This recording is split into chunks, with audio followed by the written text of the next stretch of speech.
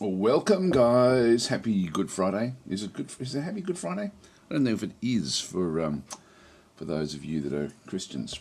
Anyway, I don't know if you say happy. I think it's Happy Easter. Yeah, I don't know. Anyway, whatever it is, I've only just woken up, so I'm going to be a little bit groggy for when we get started. So I had a bit of a sleep in today, which is good for me. It's still very, very early in the morning. Okay, let's get into Dwarf Fortress. This is the Good Friday stream. So it's this Dwarf Fortress Good. Anyway, whatever it is. It's whatever it is, whatever I wrote. What did I write? I wrote Dwarf Fortress Good Friday. There we are. Adventures in Zombieland. So we'll just continue on where we are with our current game. And this is the future land. The active save. It's still it's a second year now. We're into the we've gone through 1 year. We're into our second year. Had no arrivals come in the last session, so we just have to keep on building up our fortress. Probably have to focus a little bit on actual just construction and getting things happening this year, this week, this session. This week. Play it once a week. In we go. Right, here we go. Now, we were looking at the zombie alligator. This cave crocodile corpse has come back to life. So we killed this one at the end of the last session, which now makes this a very, very difficult prospect. Whew. Yeah, we thought that might happen. We thought this might happen because we didn't actually do enough damage to it. Now, it was not an easy... we didn't do a lot to it. Like if you kind of have a quick look at this one here, the actual the actual alligator itself is we've got these little marmots or whatever they are. What are these ones? These are hoary marmot corpses. So we've got them on the outside. It is raining goo at the moment. That's what we're seeing. That's what we're seeing. All the brownness on there. So we've got like a heap of those. And we're back to this one here again. So if I go and click on that one, yeah, I can have a look at this one. Still heavily bleeding from when we did actually attack it. So this cave crocodile, I don't know if this is the same one. No, it wouldn't. It would actually. No, it must still. No, it would actually have a name if it was one that killed the troll, or would it? It might not. We're going to have to somehow deal with this thing. So, this is going to be a bit of a problem, a little bit of a problem. In my head, I'm immediately thinking, have we got cages? No, we don't. Can we make cages? We could out of wood. And we do have a fair bit of wood. So we could actually end up starting to capture things. And I think we might start to do that. Just get things actually happening. If you have a look at the health and then look at the description, you can see that there's a lot of damage done to it. It hasn't rotted away yet. But it certainly has, see, his brain is fractured, but it's not actually... It's not crushed. Lower spine is broken. So you can still sort of, it can move slowly. So that's sort of what we're going to have. The problem we're going to have is what this thing's going to do. Now, we are not that far away. Like, we've got all this wood through here. We've got an atom smasher ready to go here. We have this particular area in here as well. One thing I haven't done is set up any burrows. Now, do we have any dwarves outside? Because they're also going out and picking up spider webs, but I just saw one that was pretty close. This is sort of, I really do want this to be where we can go and do things. Any other dwarves around? I think I'm going to have to go through every single dwarf to see what they're actually doing. So red shirt will be like anything that's planting seeds are all okay. 10 meetings, no job. Let's have a quick look and see what these guys are up to. Yeah, so he's just come inside. They've just come inside. All this planting that's going on. Let's just lock this door for now, and just have that as our access, or like we're sort of denying the access that way. All right, just go back through. So that was Sev. Plant seeds, eat, make rock coffers, meditate, construct building, and just double check that they're still inside as well. Oh, hang on, this one here. Yeah, there they are. So that one's inside. So I think we may be okay here. Just by locking that door, I think we don't have anyone that's trapped outside. Even Lal, the human maceman, is is sort of is inside as well. He's not actually a member of the fortress as such, but he's sort of now just he's there to hunt down animals. But this is not this, like, the zombies don't really count, so they're more just looking for adventures underground, but not in this way. I think everyone's inside, so that should be enough. It should be enough. So we might just have a quick look and see. We might just follow it and just see what happens when we unpause. Yeah, it's got nothing that it's actually doing. It's not moving off at all. All right, let's just leave it there for a second. Yeah, it's still raining abhorrent goo up top. Okay, well, let's go and forget that one for a little while, although we do actually have all this wood down here, which I would like access to. We'd definitely like access to that. And eventually I'd like to, secure this somehow. Secure this area. I think would be a good goal for us, because it does go up a long way, but we could end up, if we sort of plan it correctly, we could actually end up, it's a long way up actually. That is a long way up. That's many, many Z layers, but it would allow us to then plant trees and have a secure section of trees. If we have a look, as we sort of, it goes down a layer there. So we've got rock that, yeah, then it goes up, and then that opens right up as well. Actually, it goes up a layer there. So this is the bottom layer of this area. Yeah, it does open right up. That there isn't bad. Like, see how as I go up, I'm looking at this area just right here. So as we go down, wall, wall, wall, wall, wall. So getting across here, I can actually block that whole section off here very, very easily. Until I get, look, so that there is actually very, very, very doable.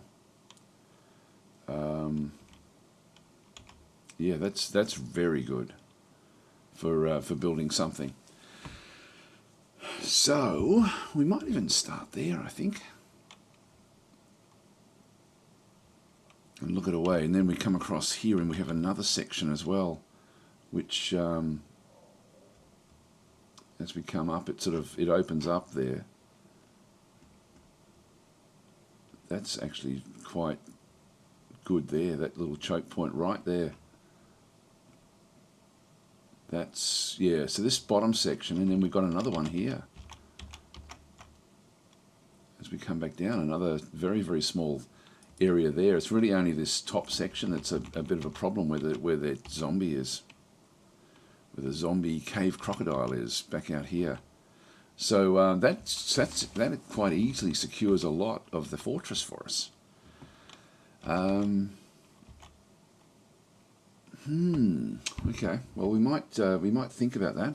What I might do is I might start to, like, the best way for me to do this. Normally, what I would try to do would be to build a wall and then stagger the wall out and build another wall, and then keep on building out, like it's sort of layered up on a diagonal as it goes through the Z layers. But in this case, it's probably going to be better for me to just go straight across.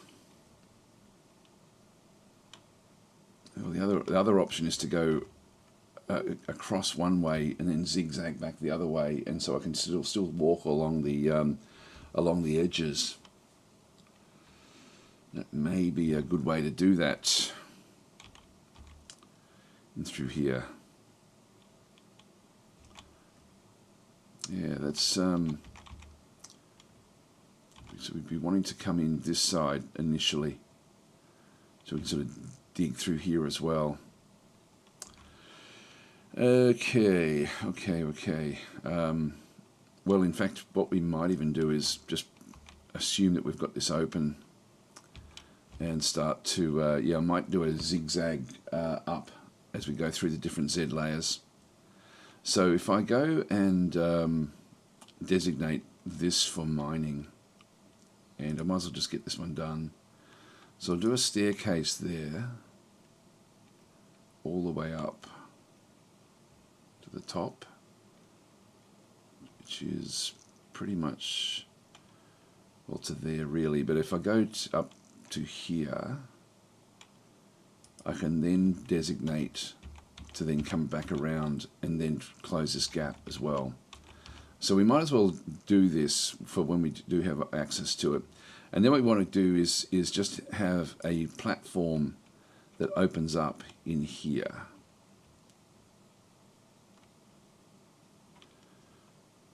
Well, to there really. And then we'll have to block that off ultimately. We do have blocks. If we have a quick look at our stocks of blocks. Got mudstone blocks, limestone blocks.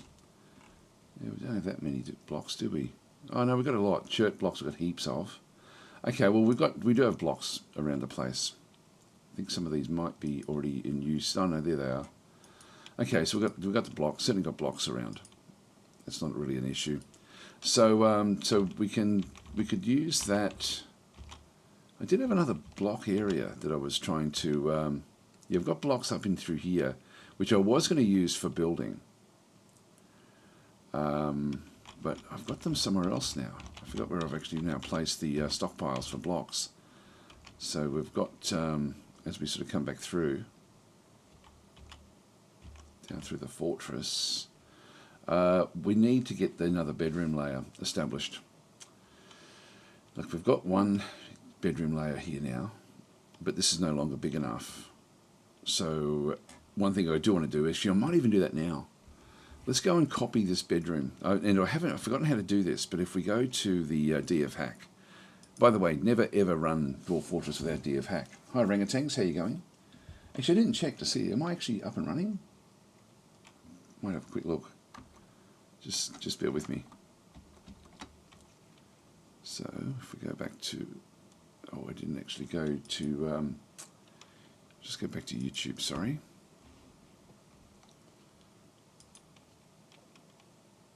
And just make doubly sure that I am actually doing this. Go live. Are we live? I normally get a few comments. Streaming live now. Yeah, I am. I am now. Good. Okay, that's good. One thing I haven't looked at is I'll just remove my chats. Pop out the chat and move that across to my second screen. If anyone's been talking to me and asking questions, I apologise. I have not been. You look live on YouTube and Twitch to me. Cool. Okay. Good. Good. Right. So we'll leave that one there. Done and dusted. Okay, so we actually have a few different things now. I forget what it was. It was we've got design designation utility with shapes. We've got the site map, list and zoom to people, locations, and artifacts. What does that one do? Oh, okay. Yeah, this is pretty cool actually.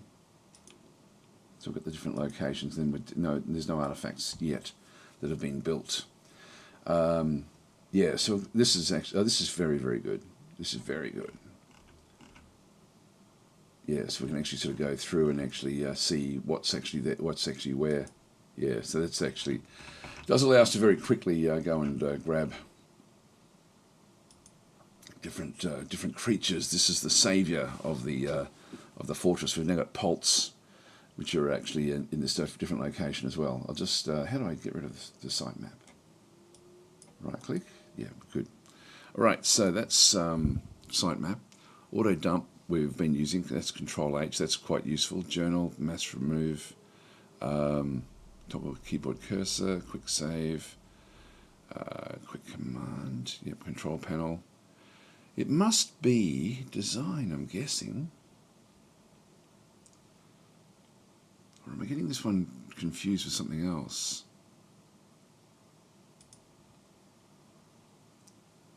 Yeah, this one does shapes. No, this is not it. There's one that you can actually do to copy. Hi Thomas, how you going? Saying hello. I'm always scared to open my fortress to Cavern. So many nasty things come from there. Untrained and poorly equipped military in the beginning makes it so risky. How do you manage that? Well, you manage it through making sure that you've got a way to lock it off pretty much straight away. And at this point in time, what I've got is, if I go down, is it F6? Yeah, F6 takes me down to this layer with the where we've got the farms, but in this case, the I do have this door that I can lock. Now that's going to stop most things, but there are some creatures that are door smashers. So the next one is to have a drawbridge, like to block off the access, and don't have multiple accesses into it. That's why I'm not going to wanting to really come across here and build. I could have come this way and then started to build up this other side, but I don't want to do that. Actually, what I probably could have done here, in hindsight now, is thinking of, I might just get rid of this. Sorry, I'm just thinking that I'm probably better off coming up and managing this one a bit more effectively by actually coming in just one across for what we're doing here. Or actually, maybe I do come across this way. I was thinking of I'm trying to be careful with what I open up and what I don't open up. So I'm just going to come back into this other side and then do the staircase to that layer. And then what we have to do is we have to then plan what's going to happen with the walls. So the wall here, and so yeah, just be very, very cautious. But I do have a drawbridge here, which I can close off. We've got another drawbridge there, which is because we have an opening here for throwing things away. So at the moment, anything that flies, like if we come across something flying in that layer, it can actually fly up through this hole. This is actually where I throw everything down into anything I need to throw away, I can throw away.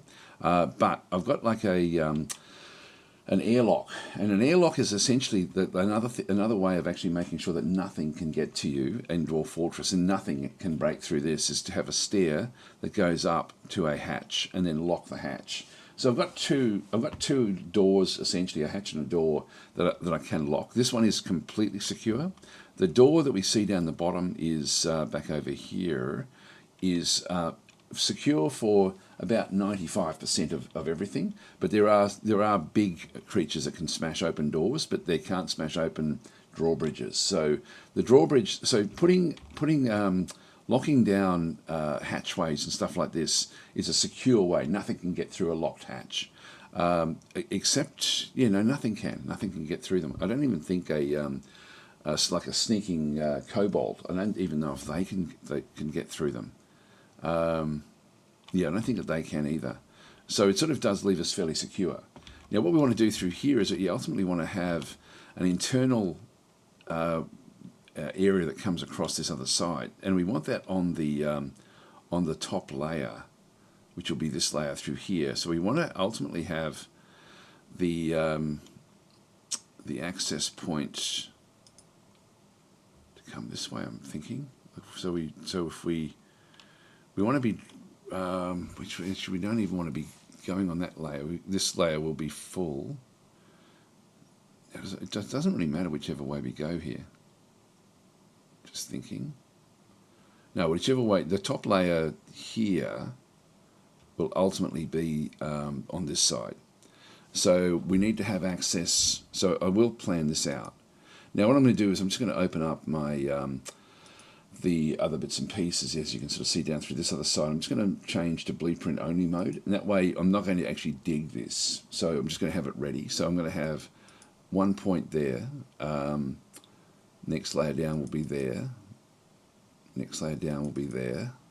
Next layer down will be there, and that's the bottom layer. So that one, when we go that way, we're going to then be digging across this other side. Then we switch across to this side here, and what I might do is I might just go and also then just dig another one this side. So I'm not actually breaking through until I can get this one secure. And again, I can put another door along this route if I needed to. Like once we get going with this one. So every second is going to be that way, and then we're up the top there.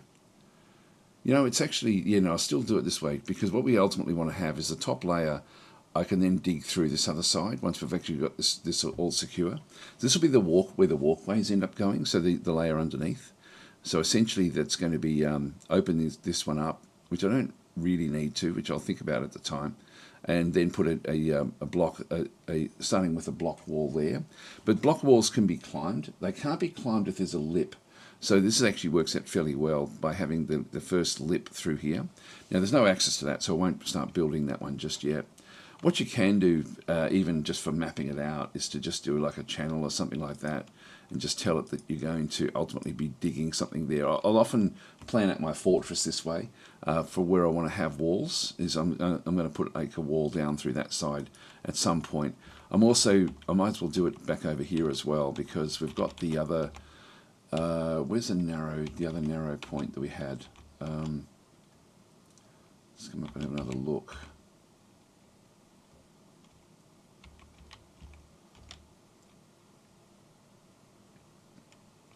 There's this area here. So that all gets blocked off all the way through. From there, there's no way through until they get to here. And then that blocks that. Then that little bit of wall there is all we have to then go and dig or build. So that's another one there that we need to ultimately get to. So what I can do is just go back to my channeling and figure out whichever way we want to go with this one. And again, it's not going to matter that much. In fact, I don't even need. Just thinking, I'd probably be better off just building this at the same time as well. But that then blocks off a big other portion of the actual map as well. So let's think about what we do here as we come up. There's only a few layers there. Yeah, I actually don't need my staircase to go where I've designated it.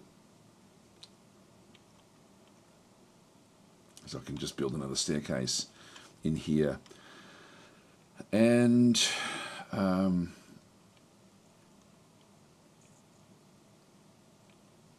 yeah, unfortunately, that's not really going to. I prefer to have three areas, but look, I'll leave that one. No, actually, I'll just put down another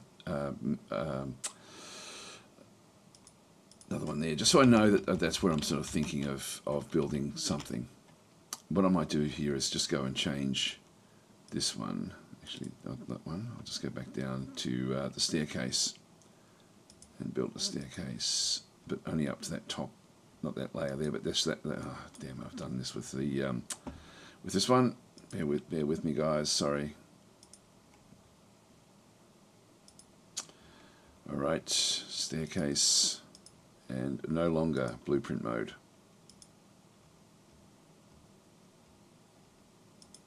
To there. All right, that will then. So we can dig all that because we're not breaking out into that layer just yet.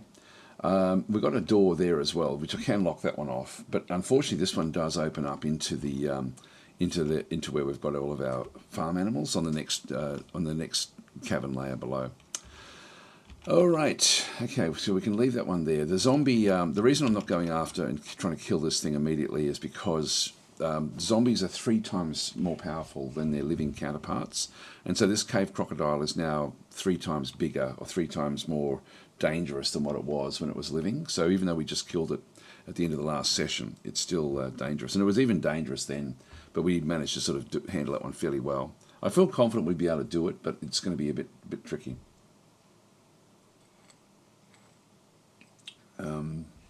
Yeah, zombie U-bend, yes. Putting the hatch above a staircase is completely secure. Marcus Straff saying the weather forecast for today is goo. It is indeed.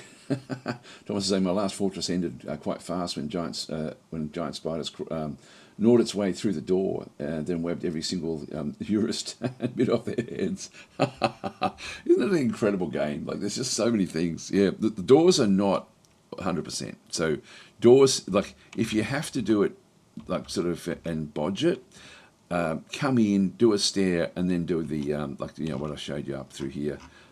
If you end up, actually, where is it? Yeah, staircase going up, hatch at the top, block the hatch off. And we've got that a lot in this fortress. If I go to F2, back through here, you'll see that this was an entrance into our fortress. I did have a door there that was lockable. I've also then got a staircase going up, hatch, coming across, staircase down into the actual fortress. So this is an airlock, this little room here. So, and you can see there's blood everywhere because essentially this is, you've got orangutans, dwarf blood in through here, turkey blood. A lot of turkeys got killed here from zombies that happened to be inside the fortress at that point in time. So we've now locked it off to all creatures. They're not allowed in. The talk copy and paste sections of DFHack is the GUI stamper. Wouldn't work last time I tried to use it. Was it stamper? I thought it was some sort of digging one. Let's have a quick look again. Quickfort. I thought it was Quickfort. Yeah, it was Blueprint. This was Blueprint. This is it. This is it. Reposition with the mouse. Click on to enter to apply. Load new blueprint. So current blueprint, no blueprint loaded. Blueprint tiles, yeah, invalid tiles. Lock blueprint position. Markers. Generate management orders. Use DFHack building planner material. Yeah, okay. This is it here, I think. Library bedrooms. This is all sorts of different things that people have actually added to it, I think. So these are examples. I don't know why they've got different designations in through there. But what I'll do is, yeah, it is Quickfort actually. So I'll go down to the bedroom layer, and we don't know if this well here works. We'll have to test that out as well. I'm not sure if wells can go through other wells. I thought they could, but I may be wrong about that. So let's go and try this one. Just do it while we're here. So Quickfort.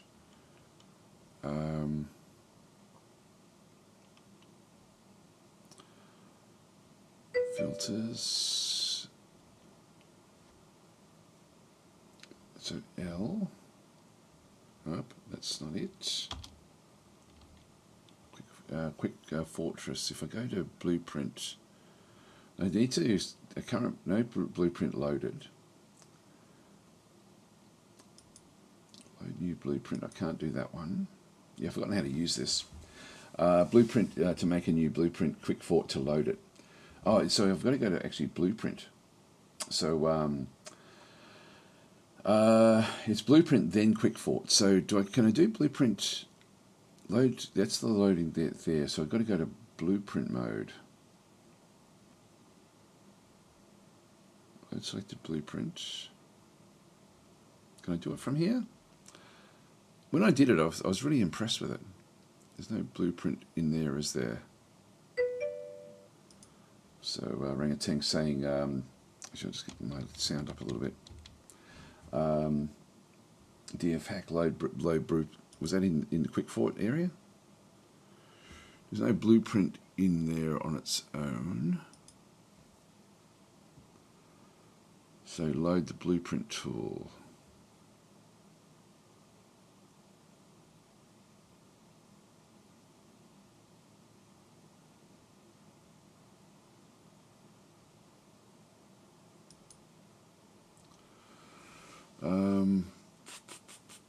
Yeah, that's not what we want.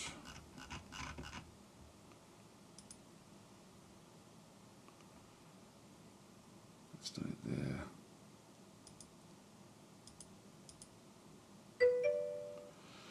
Yeah, so click the DFHack button, select GUI launcher. Okay, so I've got to actually do blueprint manually. Alright, thanks for that, orangutans. So this is the launcher, blueprint. GUI blueprint, there we are. Enter. Alright, select the first corner with the mouse.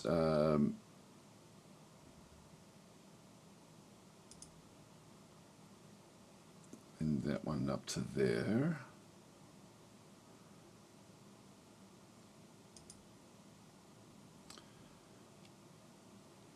Okay, This one's just called Blueprint. That'll be okay. I can name it.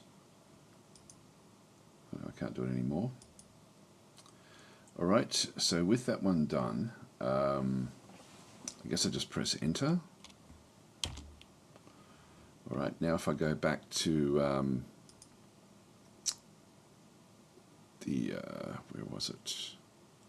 Quickfort. Was Blueprint up there?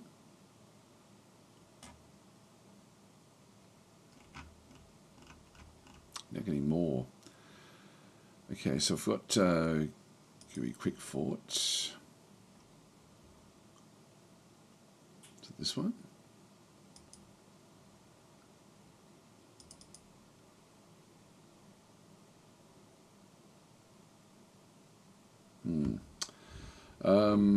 This doesn't look right, does it? I'm doing something wrong here.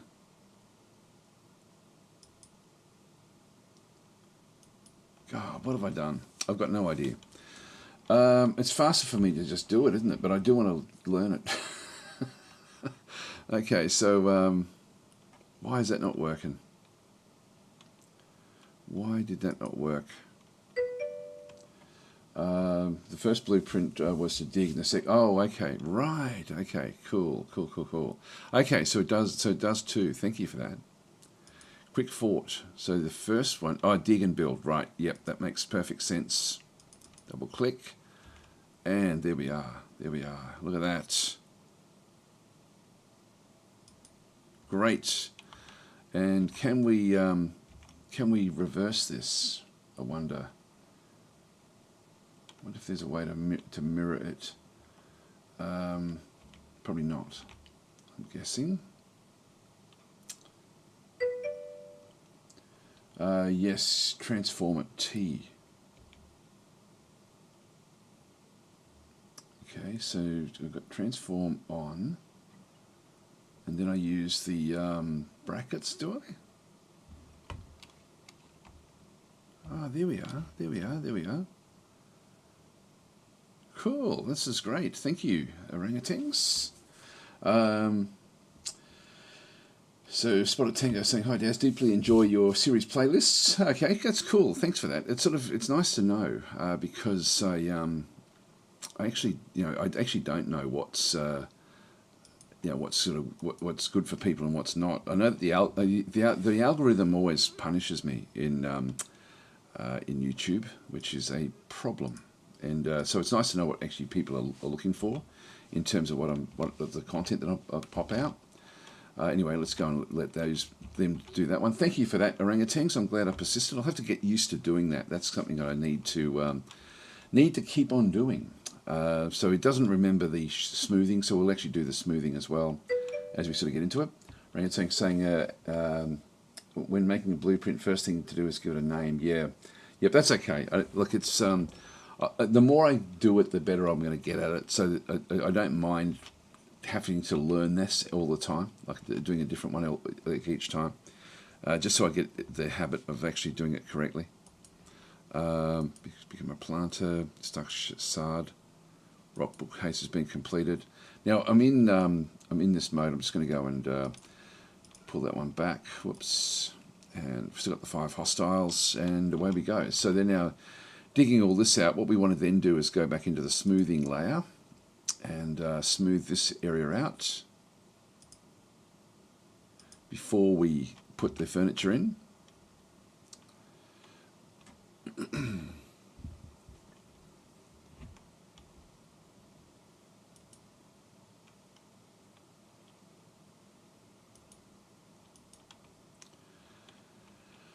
All right, so we'll get these bedroom layers established. So Tuvin is saying, as your tutorials helped me out when I first started playing Dwarf Fortress back when it was still ASCII. I'm still horrible at it, but I try. I think as long as you're having fun with it, that's really the important thing. Like it's a game that's, come on, finish it off. Red shirt, finish it off. We need this done.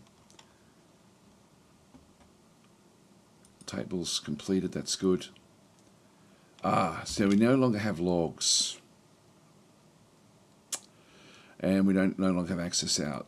What I might do is Do we go out and kill off? That's aquifer. The bedrooms are the first layer down through the aquifer. So we've got an aquifer through there that we can't really do anything with. Then we have the top of the fortress here, which is where we came in, with more aquifers.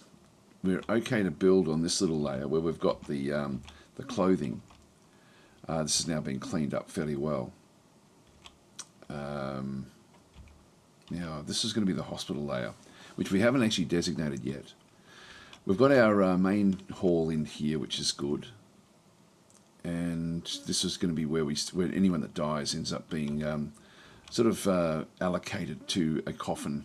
Now this is Syrian mangled corpse back in through there. So we've lost a couple of dwarves. This is also set for smoothing. So we actually I do have some people that I can flick on to just do smoothing, and I think I might do that one now. So if we go down to the we'll bring out your dead. That's Began, so he can get rid of stuff. The stone cutters. So we've got designated stone cutters. Now, Falcons is an adequate stone cutter engraver. So I'm going to go and designate Falcons to just do stone cutting and engraving. So we'll just keep on going this way. So that way Falcons, that's the only job that Falcons would do. We've got detailed mudstone floors and so on and so forth. Finally designed image of Lish, the deity of murder and death, which is actually where we do need to make a temple to Lish as well. We've got one temple back over here. I was going to make another temple over this side, but let's just keep that one going. So, yeah, all my favourite memories of Dwarf Fortress are losing. Exactly, that's exactly it. That's a good way of thinking of Dwarf Fortress. It is the fun is when you lose. It really is. Now we need to get to the logs, but the logs are outside. It hasn't moved off. Is it smashed enough to allow us to open up the fortress? Let's go and do that, just for fun. Let's just. I'm assuming that it's going to be slow moving, so let's go and wait until it's actually. So let's go and make it passable. Okay, guys, go out and get your stuff. Get your bits and pieces. This has now triggered this guy.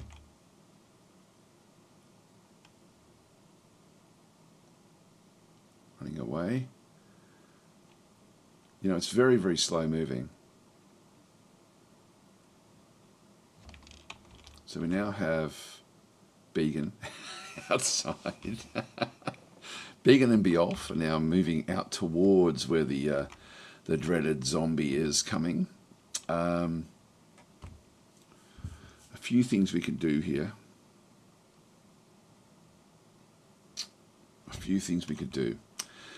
We don't need access out here as such. So what I think we might do is establish our burrows now, just so we've actually got those, so we can actually sort of go and bring them in, because we haven't done that yet. Normally I do that one fairly early on, but let's just go across into the established burrows to organise work and living spaces in larger fortresses, but also to allow us to escape. So we're going to set up a burrows system. So we're going to add a new burrow. The burrow is going to be, click on the play area to paint the burrow. You can actually flood fill to double click as off. I'm going to designate where they actually are. So we're going to have the central staircase. I'm just going to go, this is the bottom layer of the fortress anyway. So we'll just go and start to designate just the staircase through the middle of the fortress, and then we'll go to each layer as we do this. Now the burrow ultimately is going to be to there. Now I'm just going to go and change it to, I like using greens. So this will be the symbol, will be like a brightish green. So back in through there. I do like the love heart, like that's a, there's a better love heart, isn't there? Or a plus. I like the plus is actually not a bad one. And then for the background, we're just going to choose like a much darker green. That way we'll be able to see through it, so we can sort of see through what's going on. In fact, if I go even darker again, does that help? It sort of that sort of works. In fact, if I go with the symbol color and make that the darker green, it's a bit dull, isn't it? That one. I'll just bring it into those sort of middle greenish areas there. That'll do it. Okay, so we've got that for the burrow, so we can just sort of see through the burrow. And so areas like this, for example, this is going to be our barracks. So I'll just keep on painting areas for the fortress. Actually, what I'm going to do is I'm going to end up with a largish area anyway. So all of this is going to be essentially secure. So let me just go back down through the fortress, and then we'll sort of just check it out as we do it. So I'm just going down through the layers now, just seeing if there's anything that we need to concern ourselves with. I'm looking at the mini area. That's the area that we have to then be careful of. So down to there, I've now secured nearly everything. Come back up, just see if there's anything that would be missing out of all the stuff that is secure. I think I've missed a little bit off some of the others as well. Yeah, I've missed a little bit off some of these areas. And then we're outside there.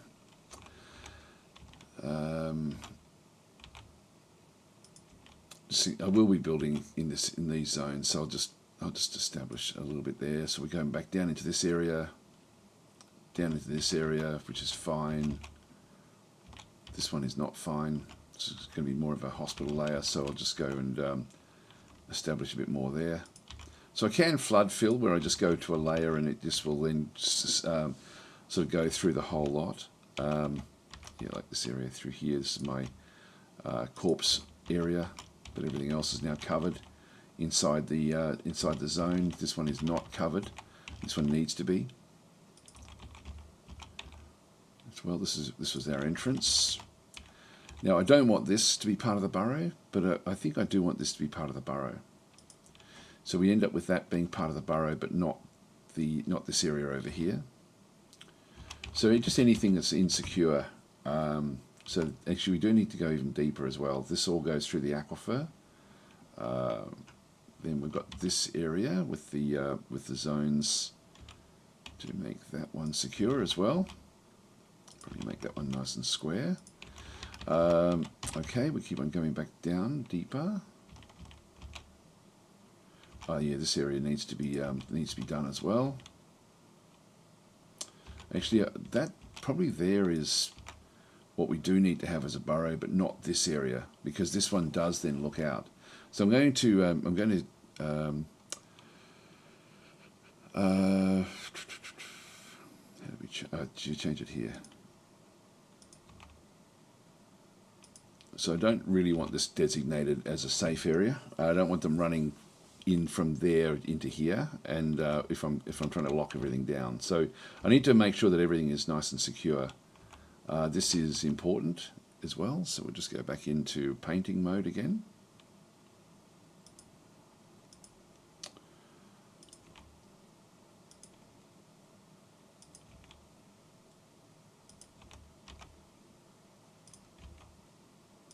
So ultimately it's going to be a little bit wider as well.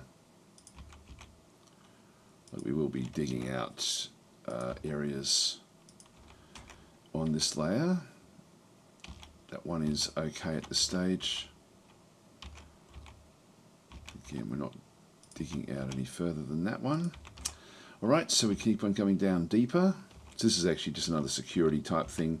This is where we just keep everything sort of nice and neat. Now we come down to this layer. Definitely need to have this included. Not that. So when we do lock down at this stage, we're not going to be going in that way. Let's just maybe get rid of that zone there. Whoops, did I just... Yeah, I've still got this one going. So we'll just keep on painting, repaint the burrow.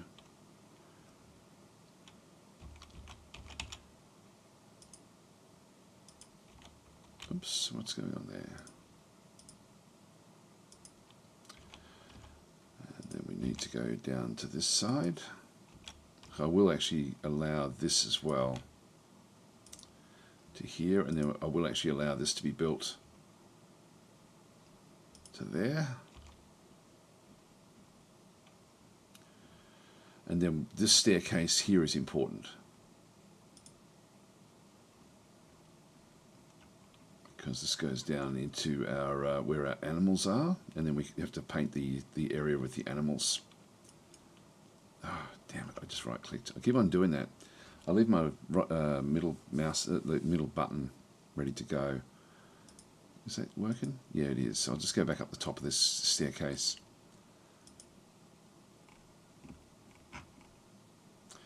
Down to there, and we can then do the flood fill, I think. So flood fill, 2D fill enabled. Click in the play area. Now why is that not? Click in the play area to paint the burrow. Flood fill and double click. Bang. So it's now just gone out and filled out the zone in there, which is exactly what I want. This is actually where my animals are. And that's the bottom layer. We've got nothing else that we're doing anywhere else in the fortress. So we've secured this one by putting doors in around it. So I'll just go back in and 3D fill enabled, and then flood fill off. Yep. So we'll accept that. Done.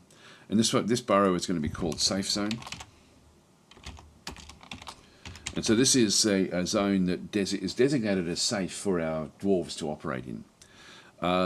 Nobody's assigned to it as such. Everyone will essentially be there. So we'll just go and press enter there.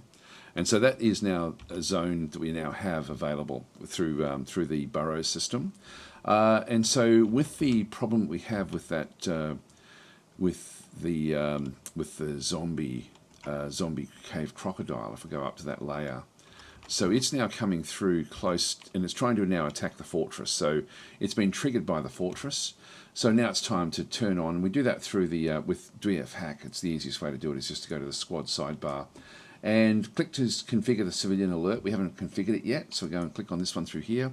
So choose the burrows where you want your civilians to hide during danger. So the safe zone is going to be the one. And it's got a tick next to it. And so we can now sound the alarm. Citizens run to safety. So now what they'll do is they'll try to get through. Now it may be that Began's trapped outside, so we'll just see what actually happens. So we'll activate the civilian alarm. You can see it's now red down the bottom there. And we'll just keep that one going, I think. So we'll unpause. Great, they're in. And so in this case, they've come inside their burrows. They can now work in the burrows. And so everyone is now essentially working inside. Now what we can do here is we can essentially trap this at this point in time, which is not absolutely ideal, but let's just do it anyway. Because at the moment this door is now open. See how they're still all working. He went into there. I don't know why he went that way.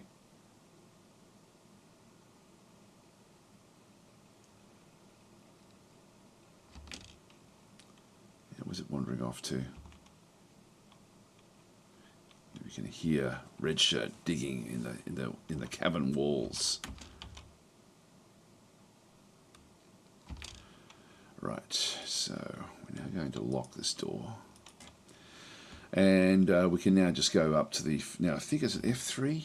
Yeah, F3. Oh, I haven't actually. I've got the. Actually, I've got the cavern bridge there. All right, pull the lever. Do it now. Bang, do it. Someone has to, well, no one's actually in here meeting and doing stuff. So we'll just go back down again to F6 and have a look. But this one should then raise. Now, once that one does raise, we can then sort of just dig our way back out again.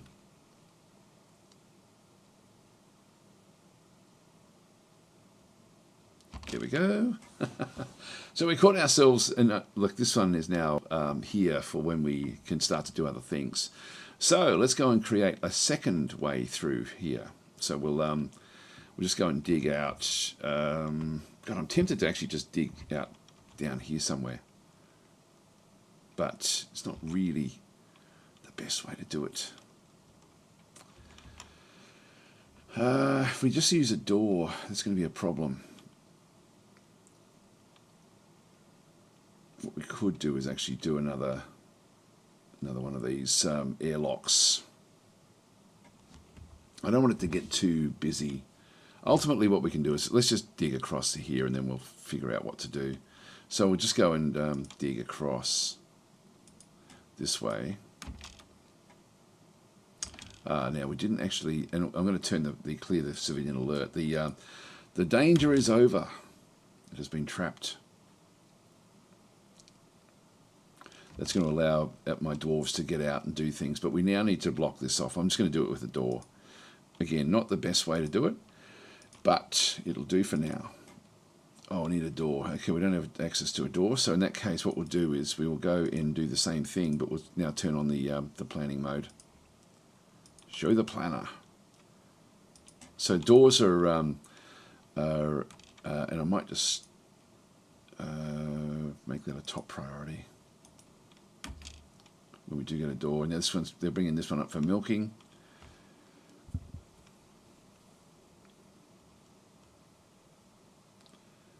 Now, one thing we can start to do is to build cages out of wood, because we now have access to the wood again. It's a pet rabbit. Who's that one? That's Biome. And Edith. Edith is, yeah, pet of Biome. There we go. 1-year-old rabbit.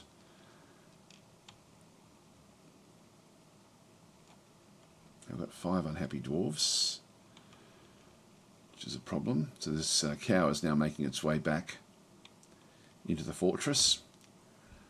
There we go, milking a yak this time.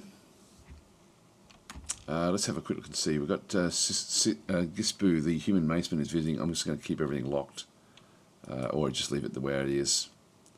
Yeah, I don't think anyone can get inside. So we need logs.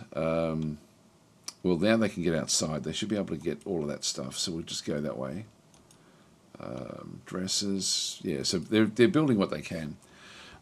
So this is this ultimately is going to be fairly important. What I'm going to do here is I'm going to not dig this area, because I can actually just dig this. Like I can plant. I can make the wall here. I'm going to go to constructions, walls.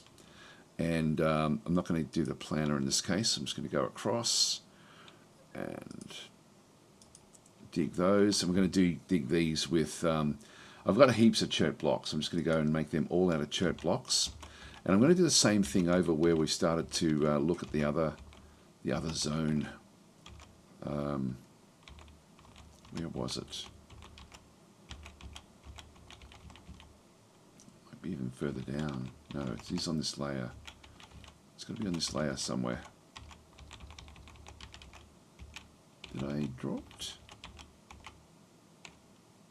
I thought I did. There's a goody hut there. So we definitely come that way. Where's that other choke point? It's there.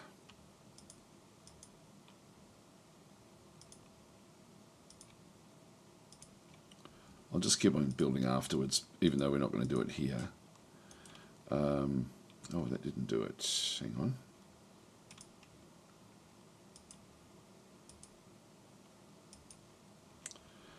And yeah, I'll just make them still out of the blocks. So I'm making blocks so I can sort of do this sort of stuff.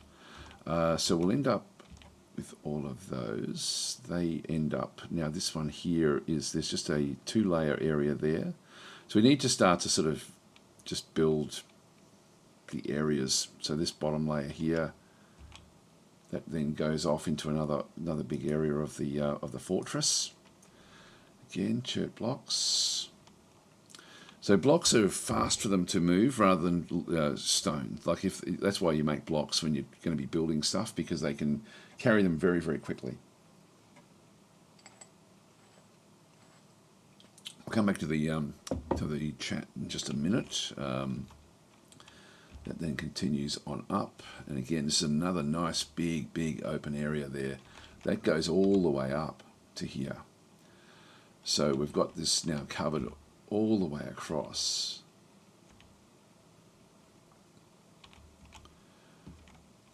So I think what we'll do is we'll then build the blocks. Yeah, that there is actually a good little area as well. Good area there. So we can actually then start to bring this one across as well. So I will dig the blocks this way, I think. Again, we'll just do this out of chert blocks. Then it opens up massively out through this other zone. But we have this central sort of area that goes all the way up. Nothing else up through here. We don't really gain any benefit there. It does open up a bit too much. But this area here is actually pretty good.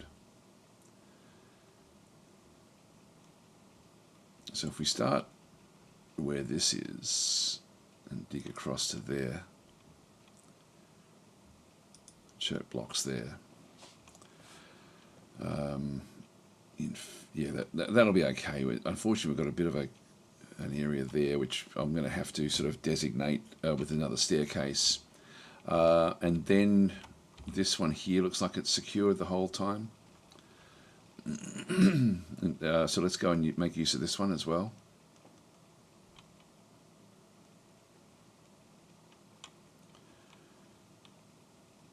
Yeah, I'll go that way.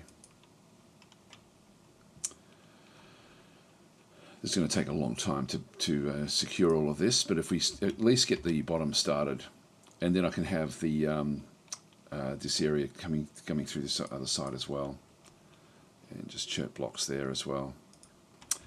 All right, that then secures all of that zone, which will be a nice growing zone for us, or a nice zone for having other things, and then we can figure out what to do with that cave crocodile afterwards.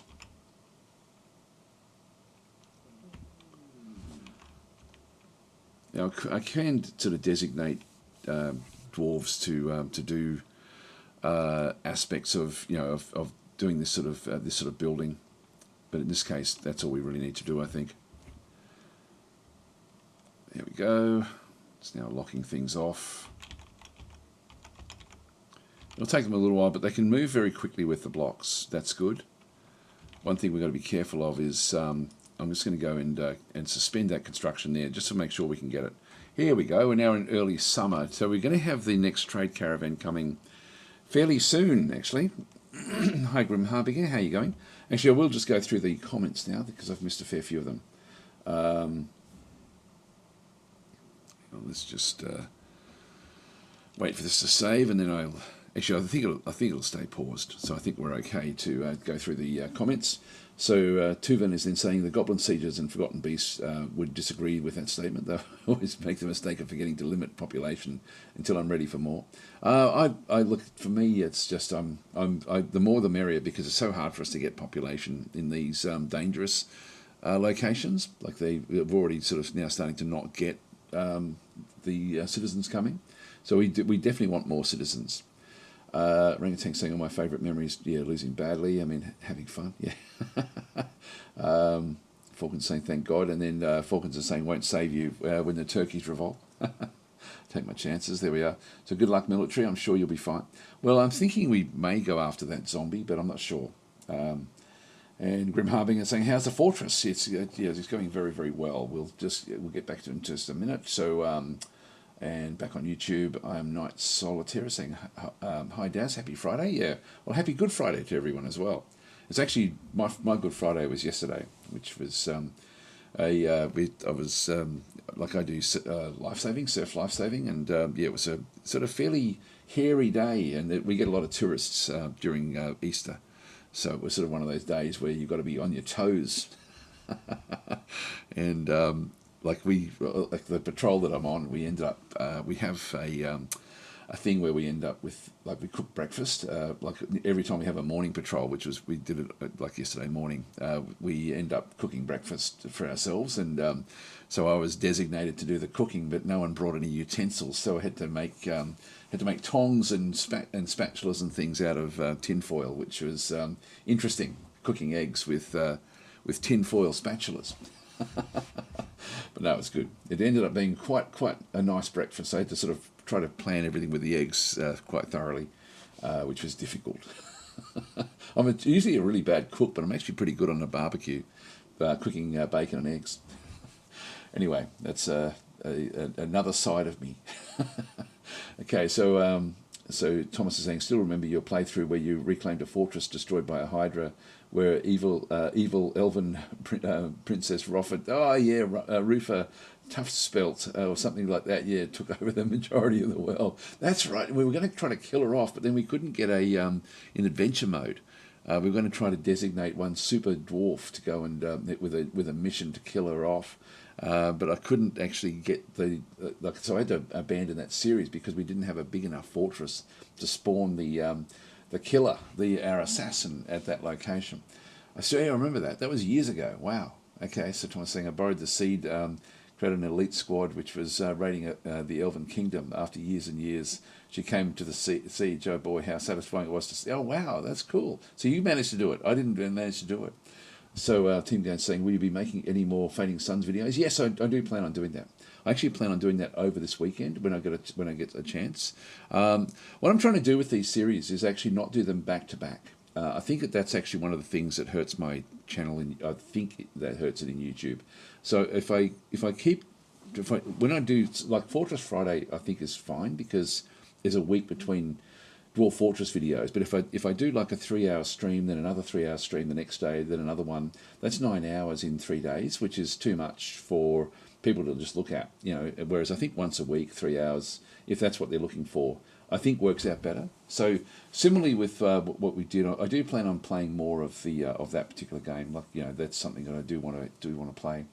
So Fading Suns, should be doing that pretty much. I may even be able to do it later. No, today's going to be a really hard one for me. I've got a Slytherin stream after this, and that'll wipe me. I'll be wiped for hours. I may be able to do it at some other point today, but most likely tomorrow. But then I've also got family things over Easter as well, so I've got to have to sort of balance. I have to find a fine balance. But yeah, I do plan on doing it this weekend. Okay, so. So Max is saying I'm so bad at setting up burrows, pretty much never do it. Oh, always do it. Always do it. If you've got a dangerous fortress, they are your best friend. It's the time of just planning ahead of how big you're going to be building into things and just claiming that ground, and then just double checking every so often when you need to go and trigger them. If you've got stuff triggered, like as in you've actually got your burrows working and you've it's been like a fairly long time, you may have dug out away from the burrows. So things, for example, like if you're trying to do mining, where you've found like a layer that's fairly secure, where you can then go and build you go through and sort of get all the ore from a particular layer, you may find that your burrows won't be set up that way, like if you've done them early. So, but that thing there where we flood filled is great because it gives you access to everything that it can then find, which is really quite nice. Snake Nasty saying same here with burrows. You saw it didn't take me that long to do it. Like it's pretty cool. Thomas is saying the fall of Rofa was a bit anticlimactic. Her elven armor could not match the dwarven silver hammers. There we go. That's great. Matthew's saying hi Daz. Happy Good Friday. Happy Friday. Happy Good Friday to you too, Matthew. It's actually Saturday for me now, but we'll still pretend it's Friday. WK is saying down here sounds like an epic game of Dwarf Fortress. Yeah, that was fun. I'm so glad that you actually kept on with that seed and actually ended up taking her out. That's a really cool story. Thanks, Thomas. That's nice to know. That was years ago. That was so long ago that I started playing that one. That was and then I sort of had to give it away. Then we've got. Grim is saying it will be Karaza Karak. I'm not sure what that is. And Voran is saying anything to get the job done, ain't it? Yes, exactly right. Anyway, let's we're resuming. So we've now got this one just so we can get this corner one, just in case it's the last one that gets done. Now we're now in early summer. We've got 2 more sessions to do. What can we sell? Got finished goods.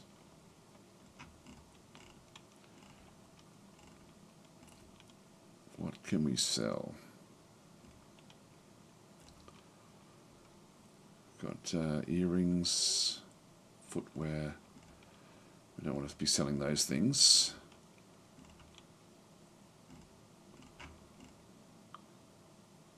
Yeah, we're not building knickknacks, and that's probably really what we have to be building. Thread we've used in lots of things. We've only got 7 available to us. Tools.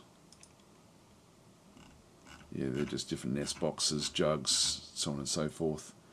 So we won't worry about those. I might.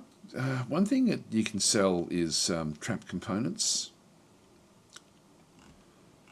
Like, you don't really want to be selling furniture because it's just too much for the traders to leave with. Mechanisms are worth a bit.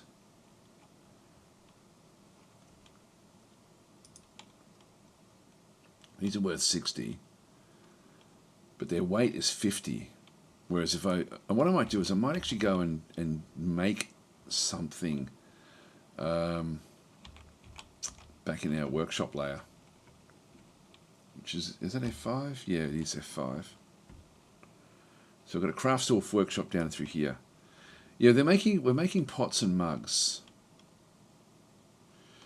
Mugs we could sell. Let's have a look and see what we've got with mugs. Got only 21 of them. Yeah, all right. Let's go and make other things for trading. So we'll go and set up the this area. So they've got a few different stuff established for this one. If we go back into the work orders, we'll make it out of rock. You can see their rock mugs are designated rock, wooden jugs. I don't know if I want that.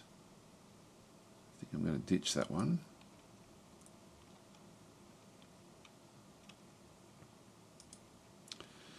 Yeah, wooden bins is fine. Rock pots is fine. But let's go and yeah, make wooden cages. This is actually now what we want to do as well. Have we made them before? The fact that that's there gives me hope that we may actually have traps we can then go and establish. So let's go and do that now, actually. Well, no, we'll do that in just a minute. We'll just come back in and add a new one. Now, if we go to the Craft Dwarf workshop and see what we can then go and do. Make horn crafts.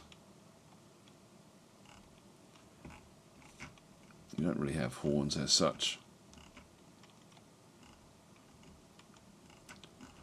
Make rock crafts, I guess. We could make amulets, crowns. If we just make it out of crafts, let's just go and throw that one into the mix. We'll go down the bottom here. And we'll do them 10 at a time, or even more. Let's go and change the number to, say, 30 at a time. Is that too many? No, 20. We'll make it 20 at a time with these rock crafts. Enter. Can use any shop. That's going to be fine. And we want to then designate this one to keep on rebuilding it. So amount of non-economic hardstone boulders greater than 10, we'll just go and add that one in. That will then become a cycle at that point. Restarts of completed conditions checked daily. And so they're just going to build all sorts of knickknacks, all sorts of different crafts, and then we're going to designate those. So that should be under, yeah, this will be important. We can sort of change the work order priority. Work orders at the top of the list. We'll use workshops first. And if I can have it just go up. I do need to go and get, oops, crafts. Yeah, I can just keep on pushing it up.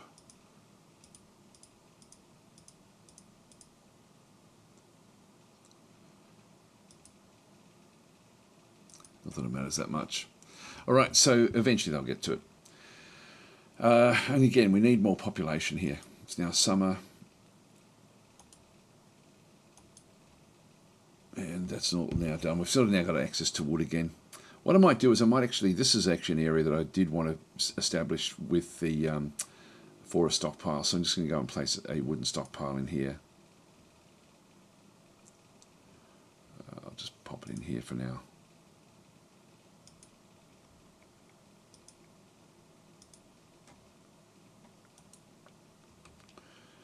And at the moment, this is where we'll end up with this one. Actually, one thing I do need to do is start to think about how we're going to do it in subsequent years. But let's just keep on going with what we've got here. One thing I do need to do is, I think actually the top of the fortress has probably now got it. We're starting to now smooth this out, which is good. I'll smooth all this out as well. Actually, I don't want to overpower the this smoothing operation. Now, did I put rock blocks at the top? Because we do need to establish the top of the fortress. Yeah, we did. Cool, and we do actually have a the bin there as well. With there's no blocks inside it just yet. So the dwarves have got a lot of work to do. They've got a lot of things that they need to get established. Yep, so that's all good. That is good. Okay, so let's continue on through here. The mining, have we done all the mining now? Looks like we have. I might just still get other things mined. So let's just go back across. And with these zones, I forget how big we need to have the temple zones. What I might just do is go across and go to Dwarf Fortress Wiki.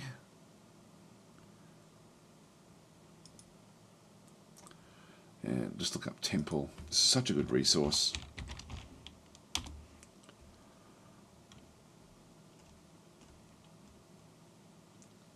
Yeah, that one there is fairly small, isn't it? I've made the other one too big. The minimum surface of 25 tiles. However, a temple created with no instruments can still be used by citizens and visitors. Temples also require an empty floor space called a dance floor with a minimum surface of 25. Now that doesn't have, that's only 5 by 5, that particular room.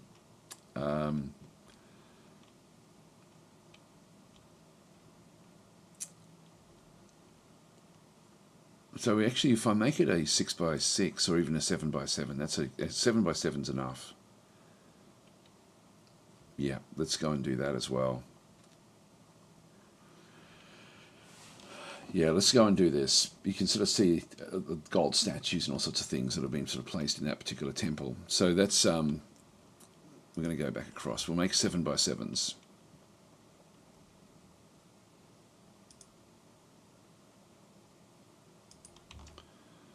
And ultimately probably get a second one down there as well.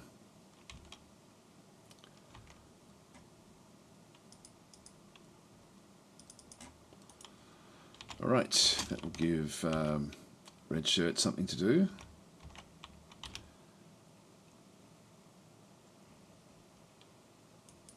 Making the bed is complete. Actually, we're going to check on cages. Only got one. Alright, well,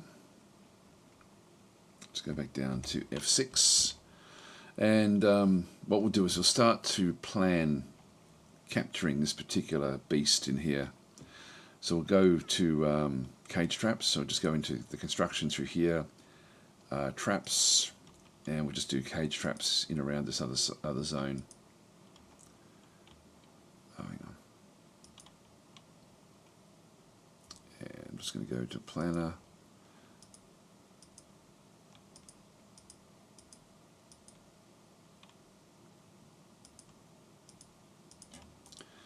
Just get them established to start with. We can always pull it apart and then use them for the top of the fortress, but this way we'll be able to then capture the zombie here at some point.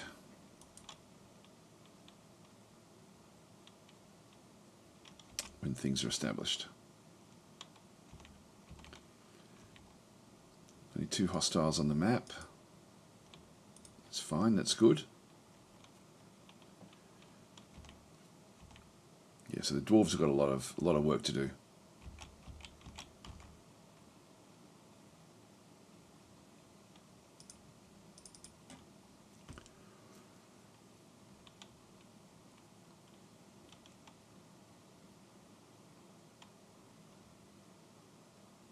So now I've got access to this layer here. I'm just going to go to the next layer up. I'm going to, this is a bit of a tricky one. Again, this is a weakness that we actually have, but what I should do is actually block this off, and I will come in this way. let's go and dig that one in and put a block. Constructions, walls.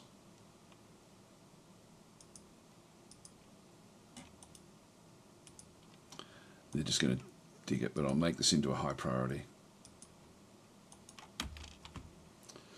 That way we'll end up, there we go, that's good. That then is going to ultimately allow me to dig through here.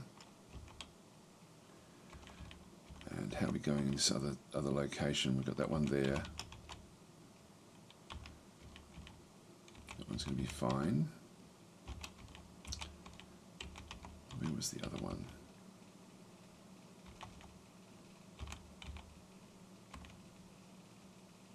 Yep, that one there is going to be the next sort of priority that we end up having.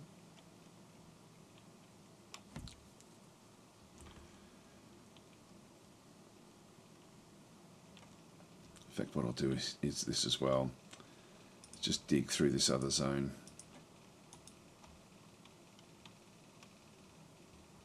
You only got the one hostile left on the map. So we're getting these ready, but we don't have cages for them just yet. So we need to build more cages. So you can see they're dragging around the large mechanisms is quite tricky. This is why we don't really want to be trading them if we can help it, but we'll just let things go.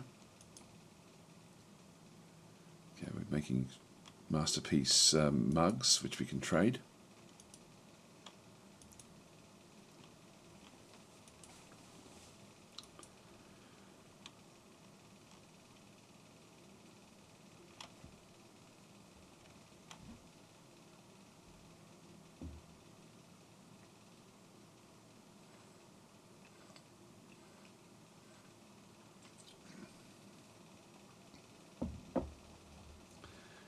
Saying it's a super dwarf fortress and pretty much one of the most fortified places in Warhammer Fantasy World.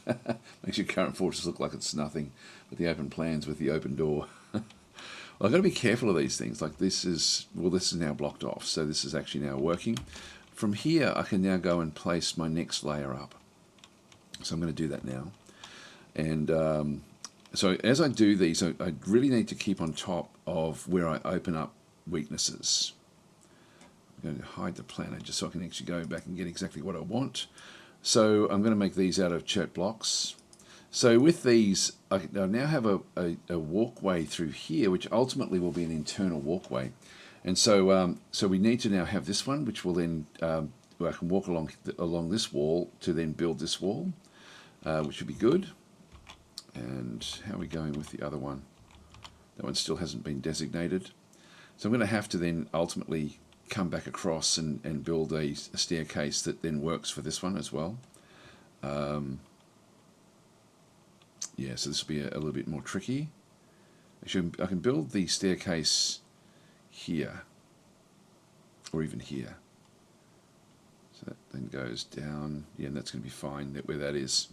So I might just dig this one now.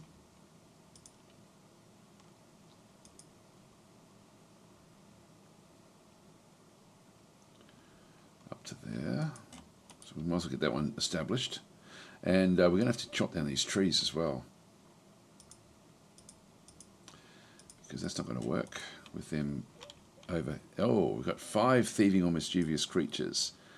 Damn it, they're in the wall inside already. How'd they get in? These are naked mole dogs.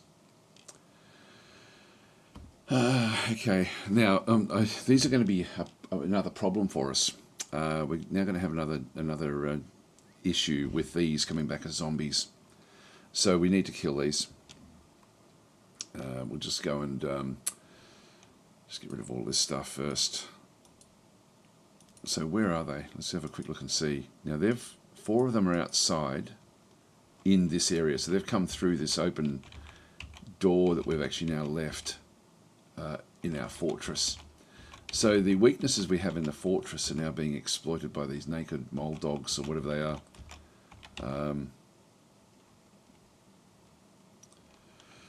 So it must have wandered in this way. Well, we've only got one of them inside, So let's go and kill this thing off. Now, it's not a dangerous animal, but it will come back as a zombie once we do kill it.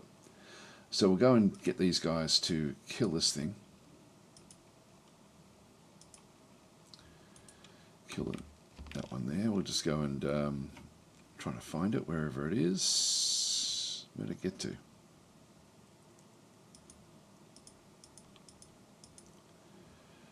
So this one's here. We'll just go and chase it.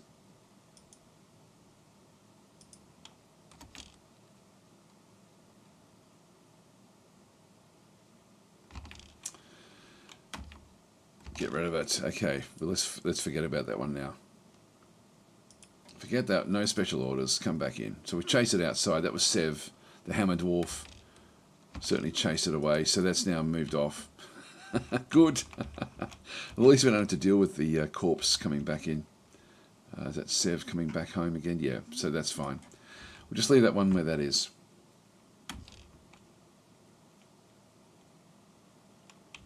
Leave everyone to do their job.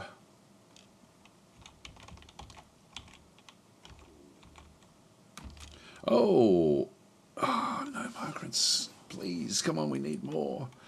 We need more. It's a shame. This has now been a few times that we haven't got any migrants. And we do need them. We definitely need them. So it's funny, our fortress is starting to, their value is starting to come up. No traders have been killed. I think everything is sort of working. Anyway, we just don't have quite enough people to do what we need to do here. Yeah, we've got 6 of these. This thing's coming back again.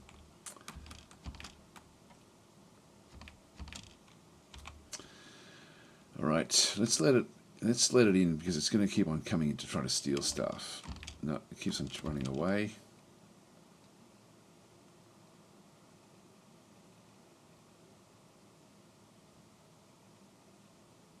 That trap is now done.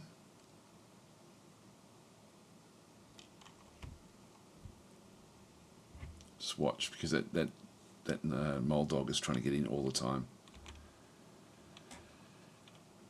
There's heaps of them now on the map. There it goes. Keeps on getting scared off by the dwarves.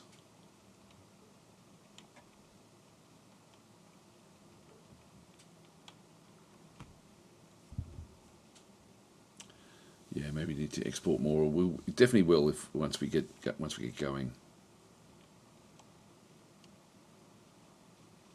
Oh, there was one inside. Did that one just come scooting from inside again? Let's have a quick look through. Just make sure there's none that are actually inside the map. Yeah, no, it's only the one that's there that we have to sort of concern ourselves with. We've got enough people coming out and doing things here that we should be okay. I don't know if we can trap these sort of creatures.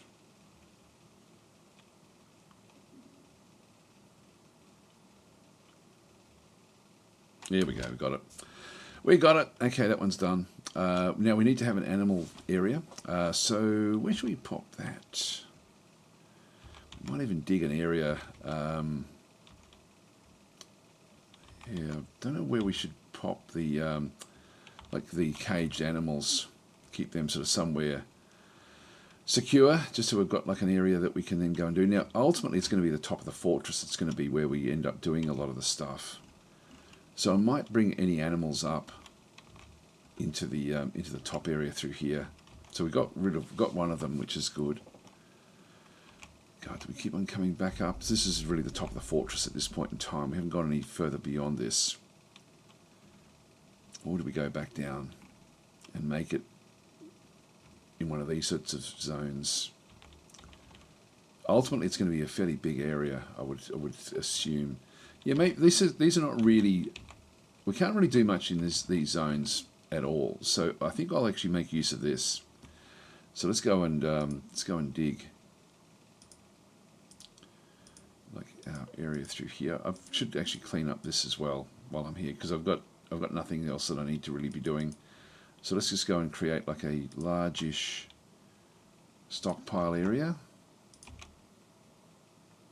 This is another one where the burrows may not extend, so which one I'm thinking about it. I'll just go to my burrows, go back to paint. Not that I need to do it right now, but this will then just secure that for me for the future. And ultimately, I'm going to be wanting to have arrows from here, I think. Actually, maybe not, because we'll now have, this will now be fairly secure. So I might just finish off what we were doing in this zone. Like we've got a, like I haven't really built much of the fortress up this way at all.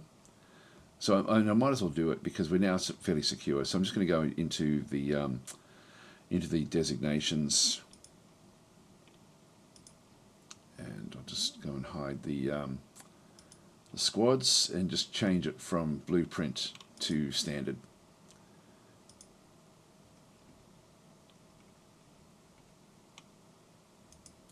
That way we'll end up designating all of these plans that we had originally for the fortress to be dug out. I won't do anything down this way yet. This is sort of like future bedroom layer type stuff. Okay, we've got a yak calf.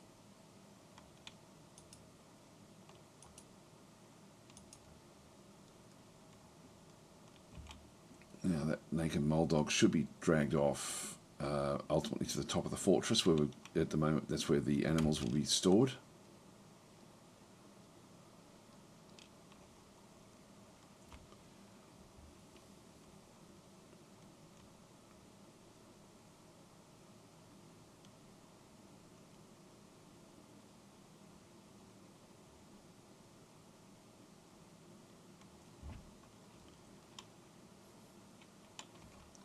It's good that we caught that one.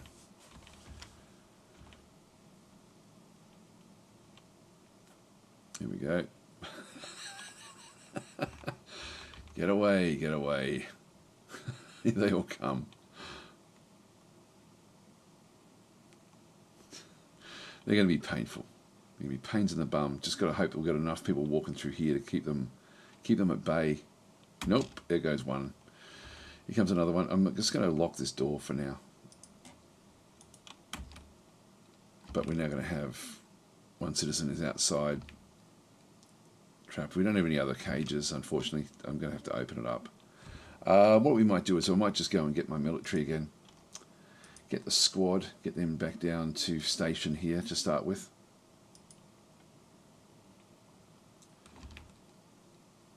Once we get a military, I'll then open up the door.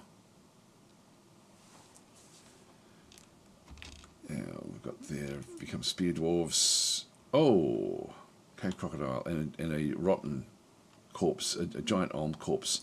Where did this one happen? It's on this layer, unfortunately. And we've still got one citizen locked outside. Alright, so we've got something happening around here. This is all crocodile. So we've got another zombie. 5 hostiles. We've got those outside. These are chinchilla corpses, which aren't really anything to worry about. We've got that one there. We're not seeing the others. Now this is Cause Lord is actually outside, our expedition leader. Okay, let's now go and open up this door. Make this one passable. So we have a bit of work to do, because if that giant olm comes in, so we're going to have to keep on looking at the hostiles, just make sure that there's nothing that is going to cause us any real issues. Yeah, they've made it in. Damn it. Alright, now we're going to have to go back through all of these. Anything inside is have to be killed. Confirm. Another one coming in.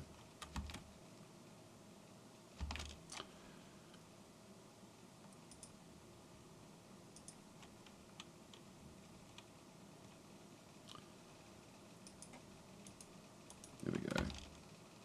Chase it through the fortress. Dead. Okay, this is good. Mangled corpse. Now, mangled corpse usually means it won't come back to life. But what do I want to do with it?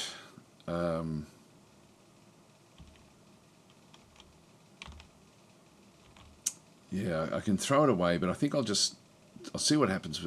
See what happens to it here.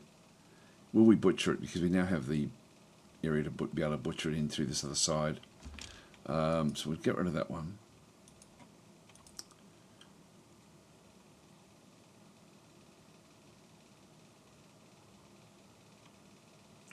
Dangerous terrain.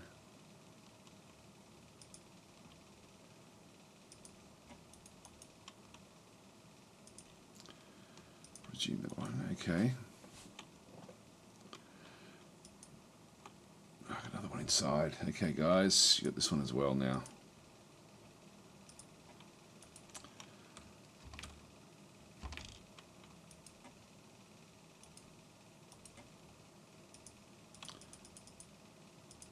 Yep, that's okay. So the 5 hostiles are fine. Damn, they're all inside. Alright, we're just going to go through each one of these and kill them all off. Now, if they come back to life, this is where it's going to become a bit of a problem. What I might do is I might switch Began back onto his role of Bring Out Your Dead, which is Began.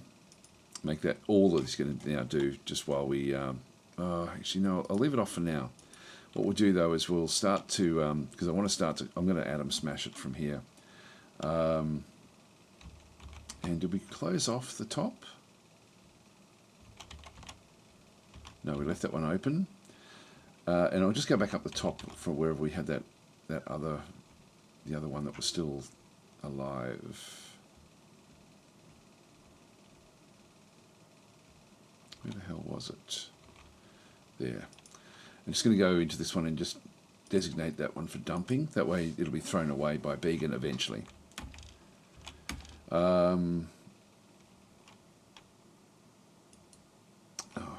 Let's let it go.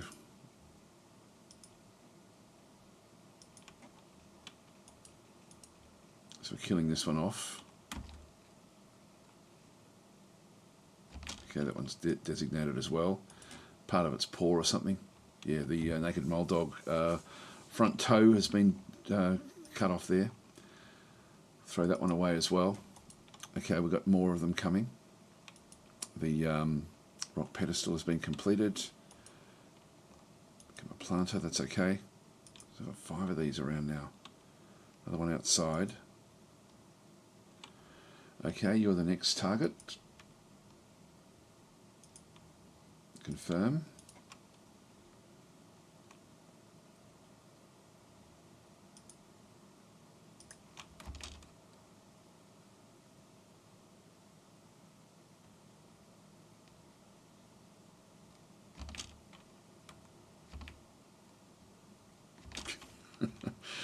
Ah, the carnage, the carnage. Throw that one away as well. Now, who's Sev fighting? This is old. Yeah, no, make it, that's okay.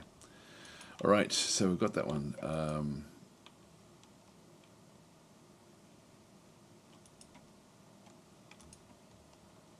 Wooden bucket completed.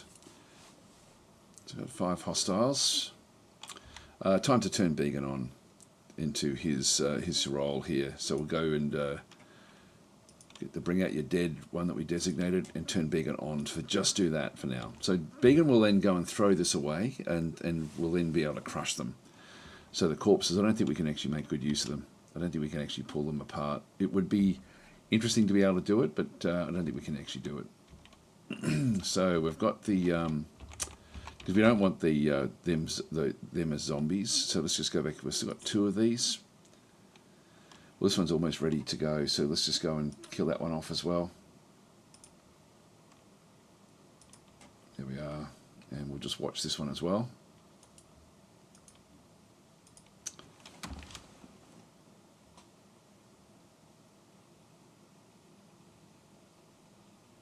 And that was really close to where we need to throw it away. So this one will be okay as well. Throw that one away.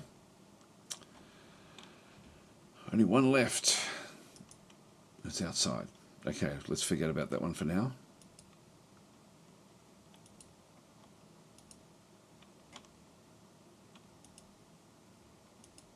Great.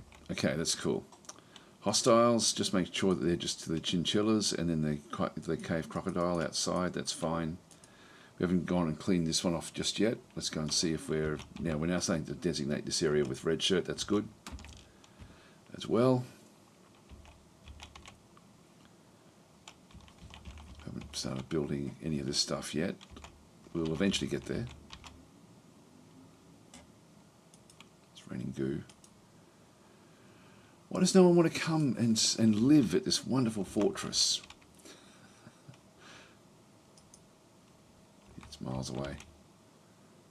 No, she's not that far away. Here it comes. Here it comes.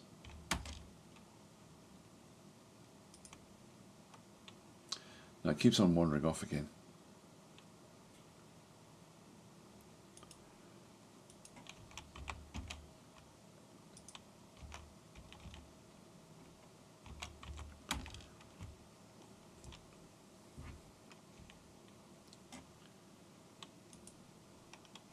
Work orders being done.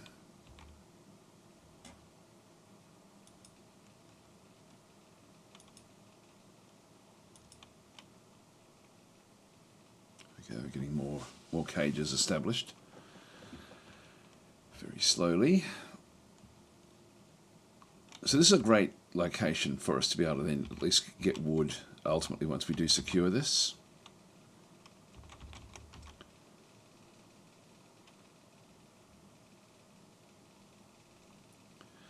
Now, one of the issues I made here, I should have put the door further in so that I can put a block in behind there if we end up with a door smasher coming through. Now it's 6 hostiles. This is the giant rotten elm corpse, which is a fair way up. Now let's just kill the Gorlak. This one here, let's have a look and see what it's got. Health-wise description. So this has actually had other stuff happen. A rotten giant elm corpse, pretty muscular. Again, this is going to be dangerous. Giant amphibian predator found underground near water. So we're on this same layer. Not moving off, it's just staying around where it is.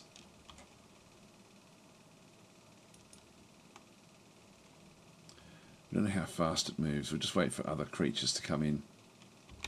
Oh, we just triggered it with a dwarf. Who was that? Alright, well, let's just see what's happening here. I'm sure that a dwarf just walked in close to it. This is going to be another one of these tricky ones for us to contend with. Not throwing away any of the stuff just yet. All right. Well, it's not very fast moving. Where the hell is it?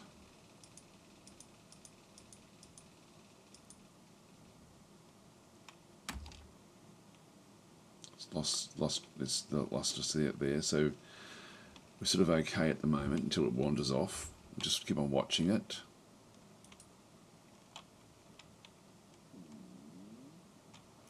Yeah, actually that was Began. Cancel store item in stockpile. Tried to buy a giant rotten elm corpse.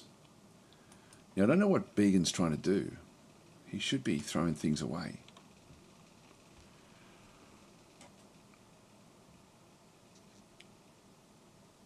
Place item in tomb.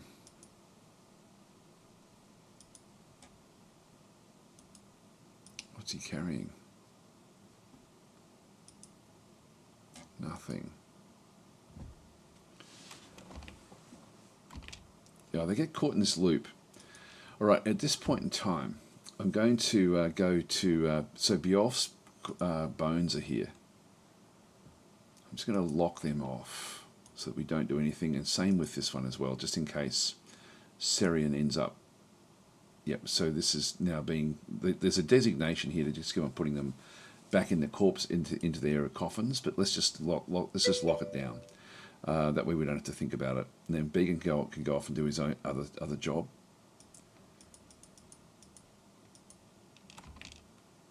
He's now wandering off to do other things.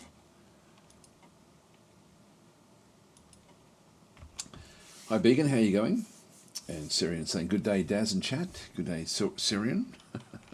Just looking at your corpse there. Just now wandering back off again.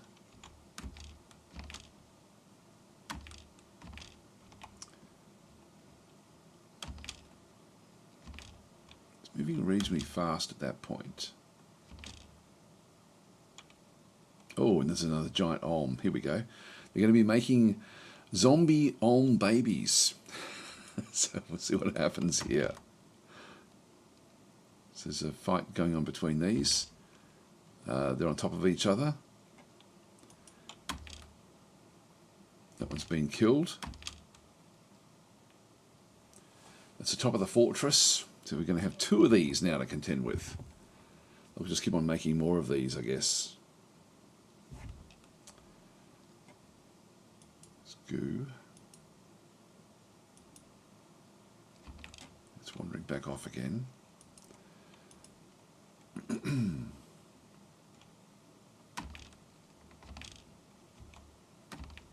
Now got 7 hostiles.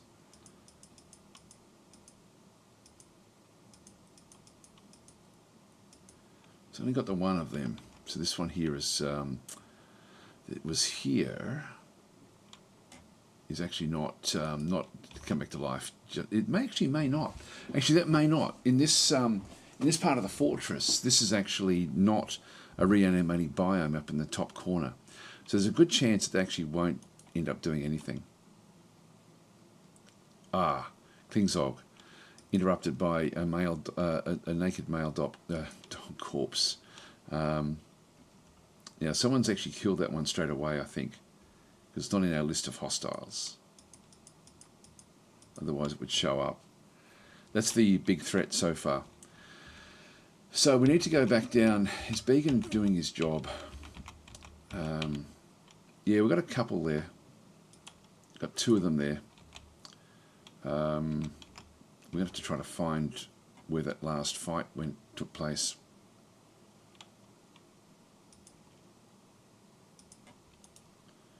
Is it around here?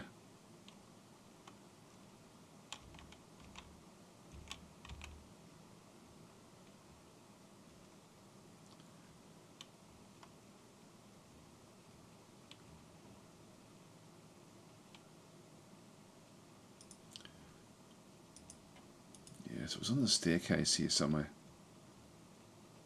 I can look up for corpses maybe.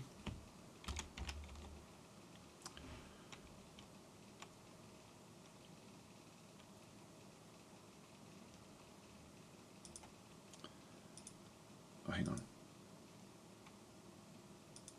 Yeah, I want to throw that one away. Now there's a troglodyte skeleton somewhere. That'll be outside somewhere.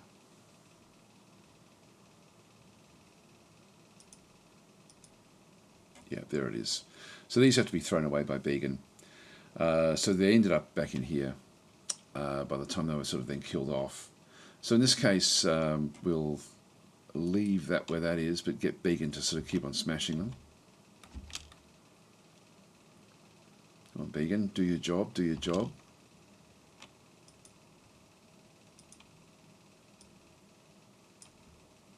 Okay, that's all right. And that was here. That's all done. What's Began up to? Began, you got one job. Just write him in a barrel. What?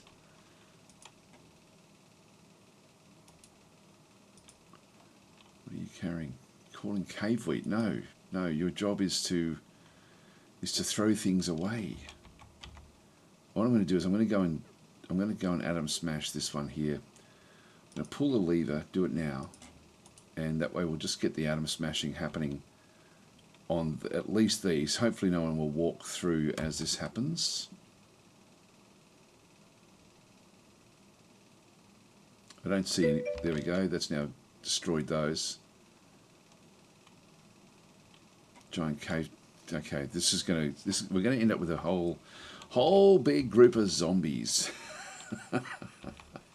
Ultimately, around the place coming through, and that's going to be a bit of a problem. Did you set Began to only do one task, or be doing one, or the only one doing a task? No, I've set him to only do that throwing things away task. So that's his one job. He's got one job and one job only. So I'll come back to that one. We'll have a quick look at that one in a minute. Need empty cages. We're getting a few of them in around here. But this one's still actually okay. Let's just go back up the top here again and open this one back up. Pull the lever, do it now. I just want to see what happens here, because if any dwarf walks over the top of this, when it's down, they're going to be thrown, and they are walking around it. There we are. That's now back open again. Where's this?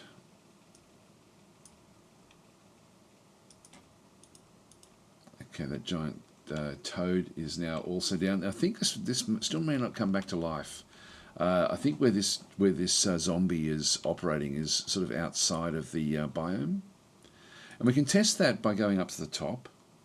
If I just go all the way to the top of the fortress, if there's no goo there, and there's no goo there where that is, the goo is starting here. So it's right on the edge of the biome. So the goo won't really... Actually, there's a smear of abhorrent goo there. There's a little bit around. It may still do it, but if we have a bit of a look, and the other one as well, this whole area up the top here is actually really quite pleasant. What have we got? We've got pears on the ground here. Pears, pear leaves, ash leaves, pecan nuts, sand pears. What a beautiful spot. But this is a little corner that's actually outside of the reanimating biome, which means that anything that's sort of inside, underneath that, won't come back to life. Got magpies. What a beautiful spot. Absolutely beautiful spot. But we're actually we've moved in. We've been deeper into the actual into the reanimating biome in through here. Why is a floodgate there? Must have been interrupted, I'm guessing, at some point. Okay, they're starting to still make these, but I'll let them do what they have to do here before we sort of move off.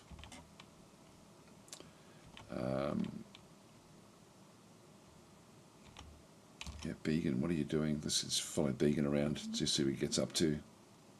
So he's got no job, but he does have a job.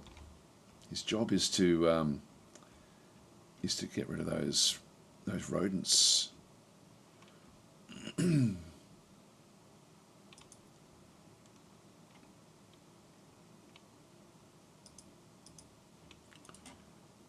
They've been designated for dumping.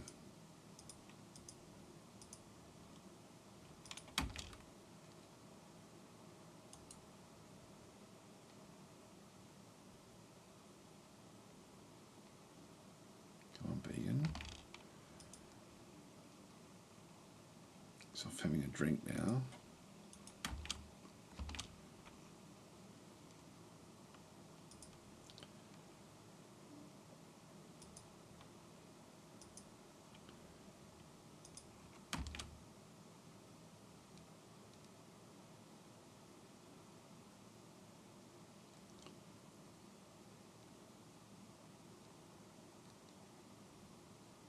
He's got the mug to have a drink from. He's just going to haul that mug back again, and then he's going to do what? Harvest plants. So why is he doing that? Hang on, what's going on here? Bring out your dead. Began should only be doing that. Not all this other stuff.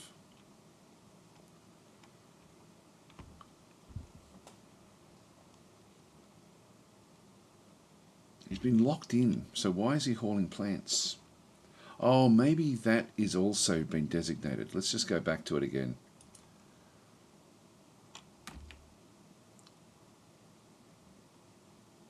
No, he's actually going off to store that item in a barrel. Yeah, I don't know why he's can do all this other stuff. Go back to harvesting plants again. Uh-oh, got another alert that's now come back through. Uh-oh. I wasn't looking. Oh, and Cause Lord has been found dead. Oh no, here we go. We've actually now got a big problem, guys. All right, so let's just, while we're following Began around, we've got issues. Cause Lord the farmer has been found dead. Okay, so this is actually now, we'll just go back through. Draining abhorrent goo. We'll come back to this in just a minute. Okay, so we've got issues here. Got the alert. So where is this hostile? Got these outside. Here it is, right in here. So we've had, now we've got Sev as well. Looks like Sev is damaged. Yep, so Sev is, so we now actually have this issue where this bloody Olm has come through and is inside the fortress. Damn.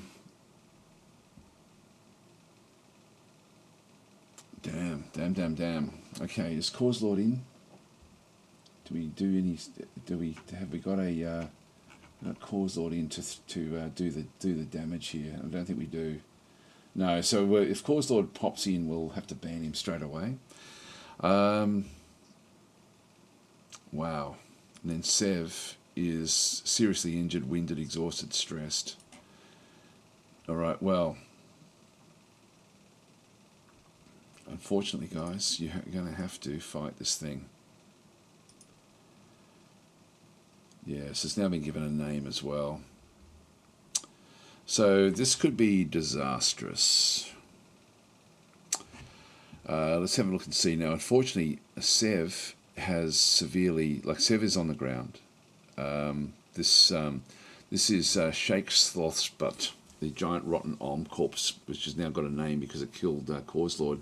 So Cause Lord is back in here. Let's have a look and see what actually happened here. So if we have a look at it from the perspective of the giant, actually I'll do it from the perspective of the Olm corpse because that will sort of cover everything. So there's been a lot going on, and I'll pause this one so we can sort of see things as we start to do it. So. God, where do we get to? Planter, all the way through there. Cause Lord was killed there. So the planter is actually Sev. But Sev wasn't actually in combat mode at that point in time. Yeah, so that's all the planter stuff. So there was just a massive fight here. Expedition leader, that's Cause Lord. So we no longer have anyone in charge. That was a shame. Cause Lord was a very important member of our fortress. Cause Lord was also our doctor. So we now have a big problem. Yeah, this one went on for, God, I hate missing these things. So it did have an axe. Because she was also our wood chopper. Well, I think all we can do now is just go and watch the action. So we'll just do it from back down through here. Now Sev, before we do this one, we'll just come back to the combat in just a minute. But look at the trouble with what Sev's got. Sev the planter, basically, but we now have the military has now been called in to try to kill this thing. We sort of have to, otherwise it's pretty much the end of the fortress. So, this all might clear out the chat. It might indeed. Yeah, actually, let's just quickly go and fix up this other one.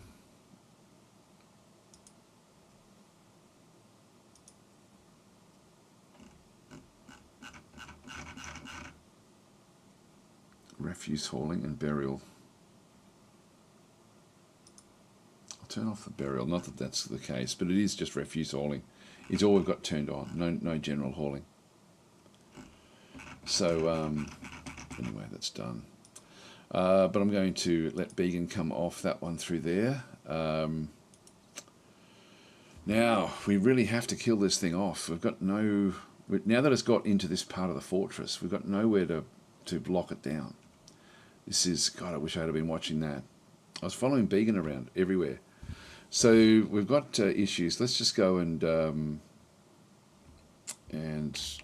step our way through till we start to see other movement. So I'm just using the full stop key. So Supreme Plague, Sev, and Atomic Ant all become different fighting dwarves now. Yep, let's just go this way. Oh, and Sev is down as well. Okay, so Sev's corpse is here. So just got killed. Again, we'll have a look at the at what actually happened here with this one. At the back end, Hammer Dwarf, yeah, low. I think Sev just bled out. I think that's what actually happened to it. So here we go. We've now got Atomic Ant coming in to start doing more of the attack. Hopefully there's been some damage done to this corpse, but I don't think we're going to have much luck here. But at least we're now ready for fighting. So Atomic Ant is now the militia commander. We've only got 2 in the military now, but we will be able to pick up other equipment. So we'll be able to get somebody else if we can deal with this one. We'll be able to bring in more military. Let's just step through bit by bit. Here we go. And now we're going to start to see the combat. So the Mace Dwarf Atomic Ant is now fighting. Let's have a look and see what happens here. There's been other fights, of course. Okay, so the militia commander punches the in the left front leg with her right hand, but the attack glances away. This is going to be a hard fight. It's going to be a hard fight. What we might do is, because we're going to have the other one, I'll come back to the giant Olm, and we'll just do it from here. And I'll just let this one sort of go through. I'm just going to go and press space. This will then pause at everything that actually happens. So we start there with militia commander. So and the other one will be the spear dwarf when the spear dwarf comes. So strikes the militia commander, but the shot is blocked. Good. That's a shield. Does it twice, so it's still fast. Punches again. Why are you punching? Use the other things. Bruising the muscle and stomach. Misses our commander. Bashes in the right foot with the copper mace, fracturing the bone. Good. Bashes in the right foot again, chipping the bone. Misses. Good. Jumping away. Strikes, but the shot is blocked. This is good stuff. Okay, again, we're bruising the right lung. Misses. Bashes in the head, bruising the muscle, but not doing much. We did tear apart the skin. This is going to be hard. Mission commander strikes the corpse in the upper body, bruising the heart. Again, not going to be a problem. Jumps away. Bashes again in the like bruising muscle in through here. Shot is blocked with the shield. Good stuff. Chipping the bone. Now, unfortunately, we most likely are going to have those other like Course Lord and Sev are going to come back as zombies as well. So we're going to end up with more problems. So we might have to. I'll just do a little bit of this because this is all happening very, very quickly. And the head jamming the skull through the brain, tearing the brain. Okay, this could be it. No, it's still going. So there's still actually. We almost killed it. Almost killed it there. So this has really done a great job there. Oops, it always does that. I don't know why the second one doesn't quite work. Let's just keep it going here. Enter.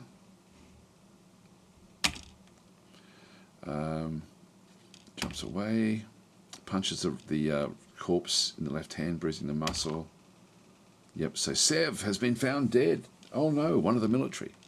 That was our Hammer Dwarf as well, she was good. She was good. Yeah, we were watching Began have a nice drink, then pick up some wheat, and as Doom slithered through the door. Yeah, take down the Olm just in time for Sev to rise this Syrian, yes.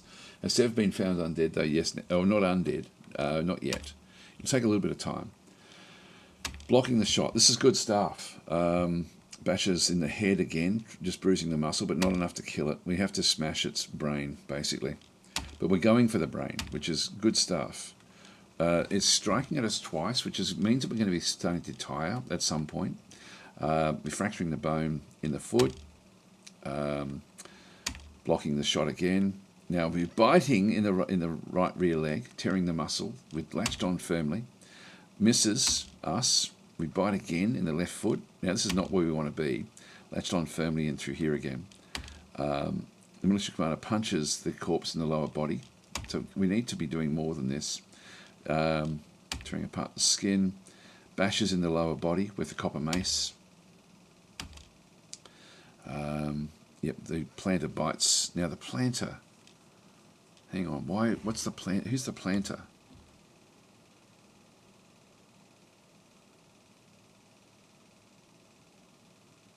Who else is here?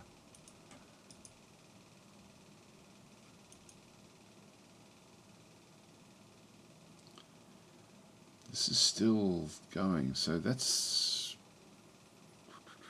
They're still okay. They're still okay. Now we're seeing entrails, so I think this is the Olm corpse. The planter Klingzog is fighting. Okay, the bites the planter in the right leg, bruising the fat. All right, so this is it here. So so Klingzog has walked through. I must withdraw. I didn't see that. I wasn't watching. Yeah, okay. Must withdraw, must withdraw, must withdraw, must withdraw. But then, so where's Klingzog? That's a tide turn to laugh in the face of death. Oh no, here we go. So yeah, okay, we've got Klingzog is down here as well somewhere. All right, where's Klingzog?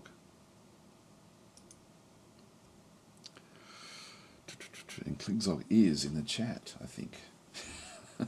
This could be bad. Yeah, Klingzog is in the chat. What are you doing? You're up here now, and you got a bruised leg. So if we have a look at Klingzog, he's actually now wandering off.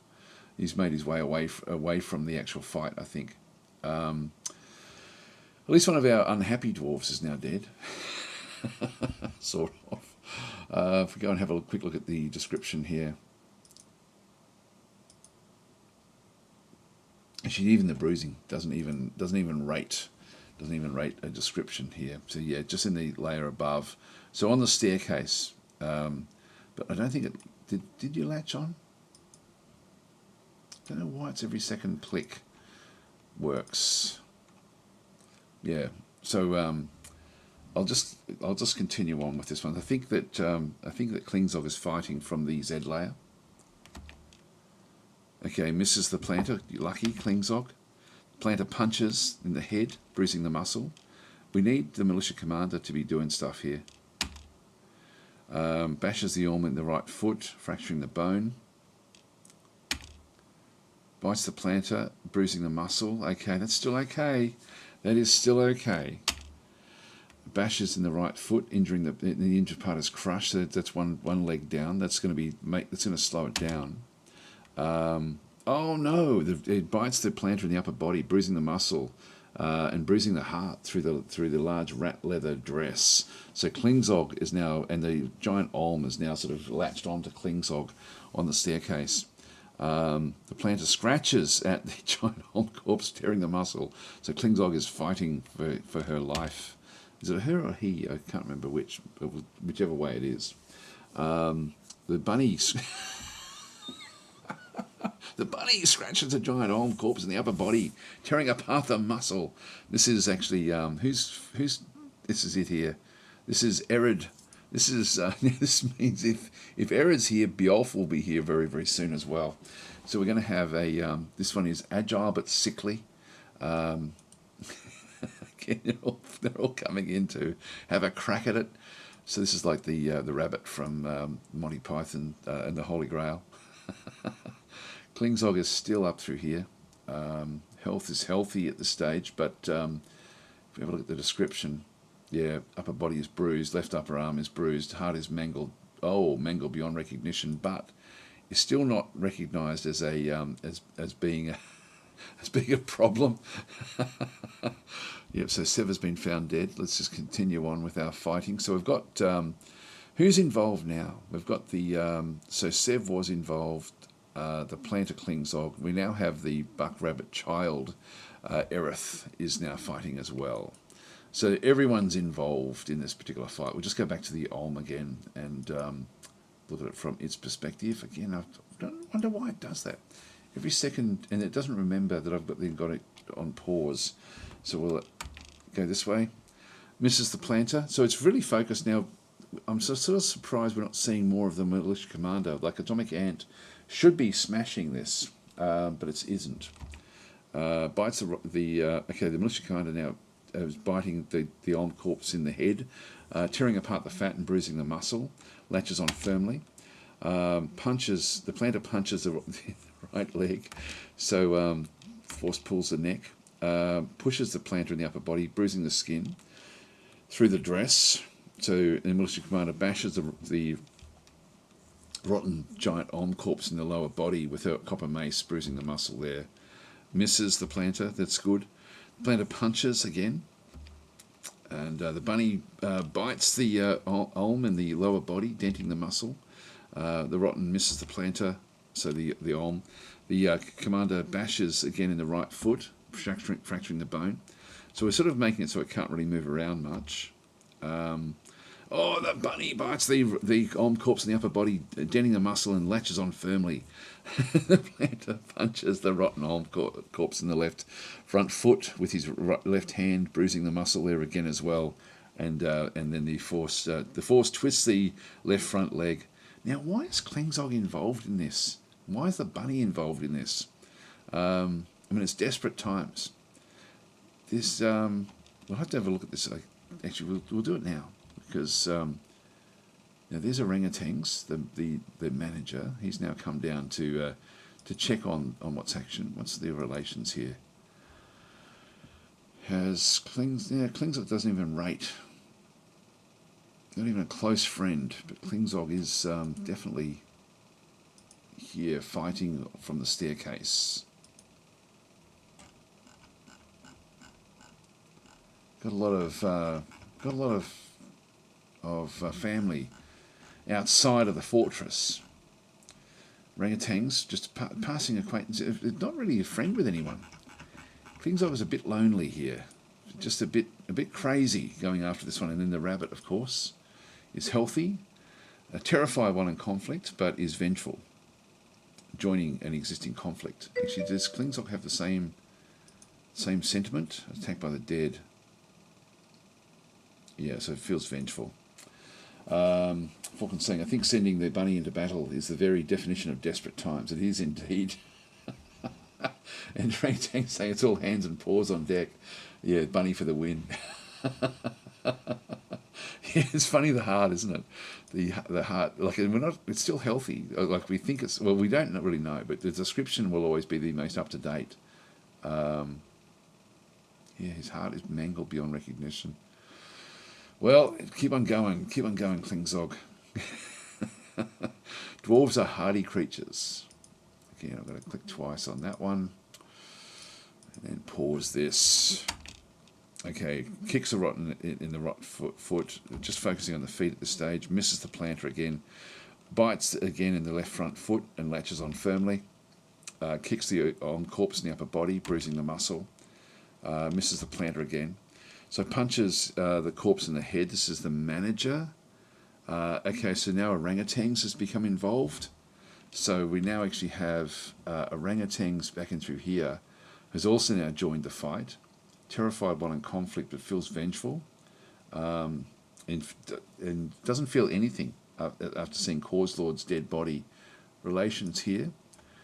This is the owner of Id, the famous turkey hen who killed, who saved the turkeys in the fortress by killing off some zombie troglodytes. And a friend with Klingzog and with Cause Lord, the passing acquaintance with Cause Lord, who is now dead. So orangutans doesn't really have any more good friends either, except for Klingzog. So anyway, that's the relations that we end up having with these guys. Come on, we need Atomic Ant. Where's our other guy? Where's our spear dwarf? Probably miles away, I would guess. Let's go up through the fortress. Actually, we'll have a look in here. Probably going off to get a drink or something. we can't bring those in. They don't do anything. Atomic Ant. Well, that's everyone in the fortress now. Oh, there he is. Supreme Plague. Getting provisions. Yeah, so they're miles away. Miles away. All right, so let's just keep on going back to the fortress. So orangutans is sort of saying Klingzog is a friend to orangutans, but orangutans is a passing acquaintance of Klingzog. There we go. Yes. And just see if there's any other comments from YouTube. Yeah, seems a bit harsh. Yeah, I'm not sure what that one was. So where is that one? Okay, looks like you guys are talking about something else that's going on. What was that one through there? Thomas saying, if you want to read about Meph here in a post, okay, so there's something going on through there. I'm not sure what that is about, to be honest, sorry. Anyway, let's continue on. We'll continue on with what we're doing. All right, so back in through this other side. We'll just go back into the Ulm area into here. And, yep, so again, the bunny is biting in the leg. Military Commander scratches in the head. Again, we're not killing this thing off. Pushes the planter in the upper body, but the attack is deflected by the dress again. That dress has certainly saved Klingzog a lot. The planter punches again through that side. Manager punches the corpse in the upper body. The militia commander bashes the corpse in the head, bruising the muscle, fracturing the skull. Still enough to kill off the brain. Okay, the bunny bites it again in the upper body, latching on firmly. Misses the planter, so it's really focused on Klingzog here. Manager punches the Ulm corpse in the right rear leg with the right hand, bruising the muscle. So in this case, the militia commander bashes again with the left foot, fracturing the bone. The force twists the left front leg, tearing apart the skin. Planter punches again. We just need to keep on getting to the head. The bunny bites the Ulm corpse in the head, denting the muscle. The bunny's not going to be able to do it. The Ulm misses the planter yet again. Bashes again. This is good stuff. Manager punches in the rear foot. It's really going to come down to the militia commander. That's really going to be what's going to happen here. It's got to really aim for the leg, for the head. So here we go. Militia commander bashes the rotten giant Ulm corpse in the head with her copper mace, and the injured part is crushed. That should be enough. Yes, it is. Okay, well done. Well done indeed. All right, so we've got those. Now we've got 4 hostiles still on the map. They're the chinchillas. So everyone survived that except for Klingzog, who has now got is tired with a mangled heart. Because orangutans is tired as well. What about Atomic Ant? Stressed. Soldier, no reachable valid target. Yeah, that's okay. Now it's got the kill there. I'll just unpause. They'll then go off and do their own thing. This corpse, we definitely want to be throwing that away as well.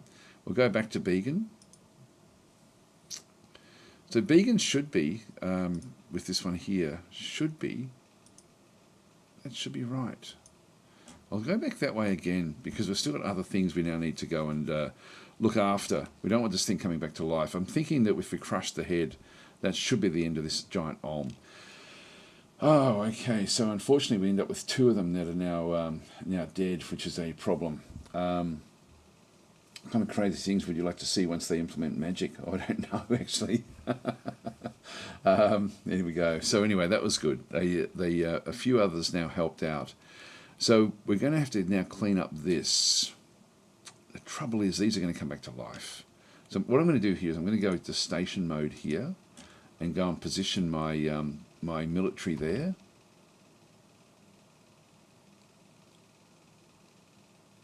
Just in case these come back.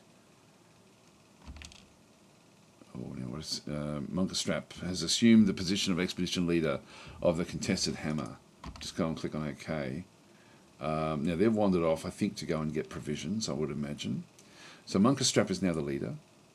Supreme Plague has become a spear dwarf. Yep, that's okay. Yep, the buck rabbit child. They did help a little bit. Not a hell of a lot, really. In reality, it was. There we go. So Sev and Corslot are on the band waiting list. They are indeed. Actually, was Sev in? I don't think I checked if Sev was actually in the chat. No, Sev is not in the chat. He's avoided. But yes, if they come in during this session, we'll definitely ban them. Either one of them, Corslot or Sev, will have to be banned as we sort of are doing things now. Oh, there we go. So we've now got our Sev has now come back to life. So the military now need to go off and kill Sev. Oh, damn it! Look at this. Ah, God damn it! And we have other problems as well. So this is Sev crawling up the staircase. So we need to kill Sev off. Confirm. So kill Sev. Sev was fast, yes. Has crawled up this way. That's Began.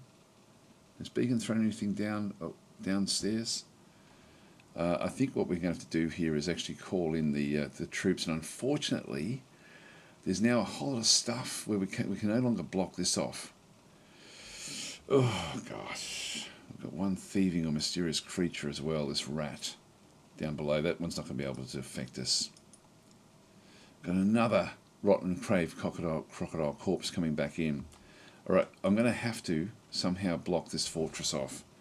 We've got this guy as well. The Gorlak corpse won't be too much of a problem, but this one here will be. That is an issue. We're going to try to close the door, but we can't. See how I can't actually lock it because of everything that's in the way. There's some biscuits. Well, let's go and look at the at Sev's corpse. It's crawled up a lot, hasn't it? Up to here. Let's start here, and it's now walking.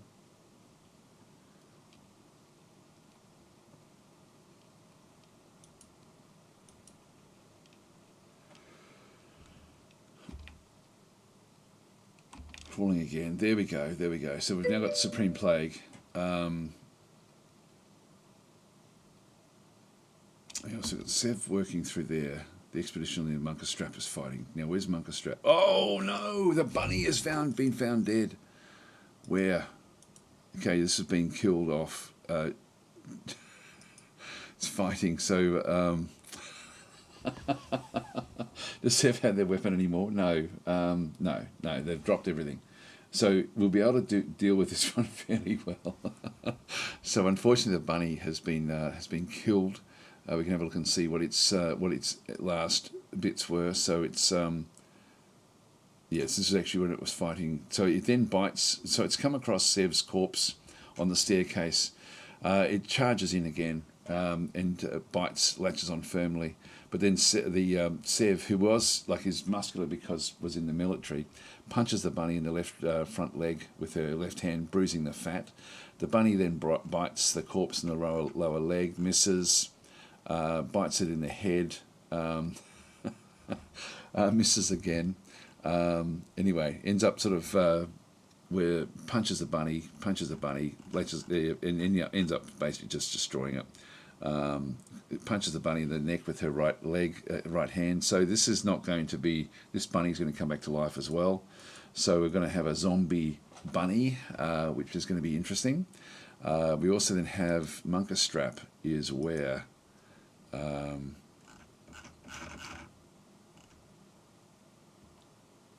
it was Sev again. So Sev's corpse is causing all sorts of issues.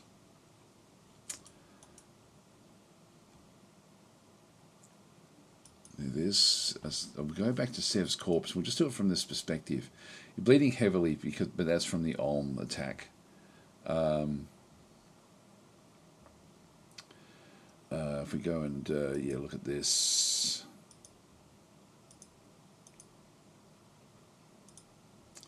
So we can sort of see the corpse, essentially sort of just going through different things. In this case, the Spear Dwarf charges.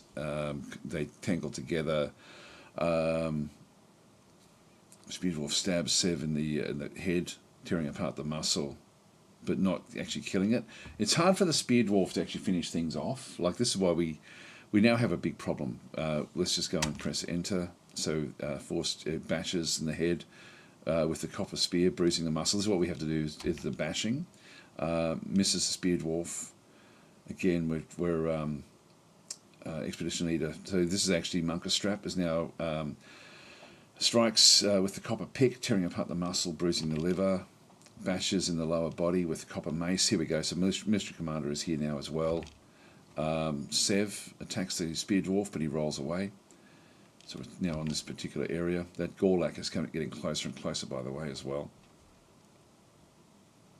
I won't be able to look at this until we sort of do this one. Stabs in the upper arm, the upper body with the pick. So Munkle Strap's involved in this fight as well. Militia Commander. So Sev charges at the Militia Commander, and the Militia Commander is now knocked over. Spear Dwarf stabs, so they're both with it, which is good. Bashes the corpse again in the upper body. Sev punches back and through here. Right leg. Just do one more. Wait until we just get something else. Stabs in the lower body, tearing apart the muscle. Let's leave that where that is. So they're fighting fairly effectively there. Where's the Gorlak? Okay, nothing else has come through there yet. Let's come back down to the Gorlak fight, or the Gorlak entry into the fortress, because we can't lock it off. Now, there's Began. Here we go. The Gorlak's corp is also now inside the fortress. And what about the cave crocodile? The other one. Where's the other one? Here it comes. So this one is on its way through as well. God, this is a difficult time for us, guys. Difficult time. What I might just do is, I think we're going to get Sev under control. So let's I won't look at the description. We'll just watch the actual fight. So we're sort of like, this is an open area in the fortress. Now, where did Sev go? Oh, it's right underneath us there. Okay, keep it going. So there's one of the kids. What are you doing? This is von Schweinhut. He's also now joined the fight. The mechanic is now fighting as well. Still not seeing the Gorlak. Ah, here we go. Began has been interrupted by and trying to dump a corpse. So finally, Began's finally doing his job. If Began had done his job at the start, we wouldn't be in this trouble. You know, we're seeing that Sev has now got entrails all over the place. Where's the Gorlak corpse? Because I've got a funny feeling that Began is trying to throw the Olm corpse away. But we've got this Gorlak corpse which has come through. Actually, can we do anything? It's not worth doing it. We're not going to be able to do anything with this guy. They're just going to come straight through. Damn, I wish we didn't have all this stuff in the way, because I've got nothing I can do here. Not in time. That's going to be hard as well. And our guys are going to be super tired by that point. Let's just go back up through the fortress to the fights that we've got. We'll just step through a few more of these. Good, that one's down. That one's done. Now the last of that one should be. So Sev is fighting. Spear Dwarf in the head, and the injured part is cloven asunder. That's enough for that. It shouldn't come back to life again. Time for the Gorlak guys. For how you're feeling? Stressed, healthy, good. So they're actually okay. Gorlak time now, and then unfortunately after the Gorlak we then have to go down for the other one. So the Gorlak hasn't moved off too much, so it's now going to be finish off this one. Confirm.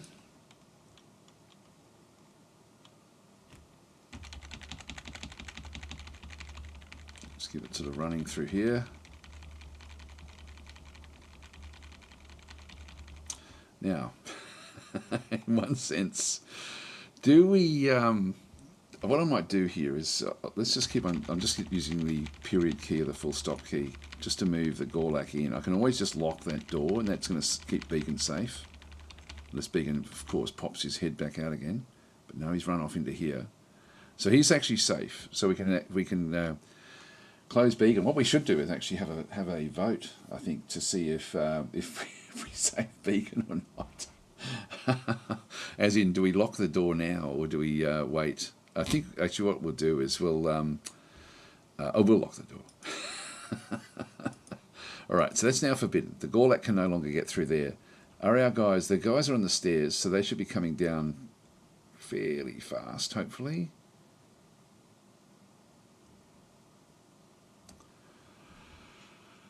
Okay, so Kujagrim was also fighting as well. Where was that?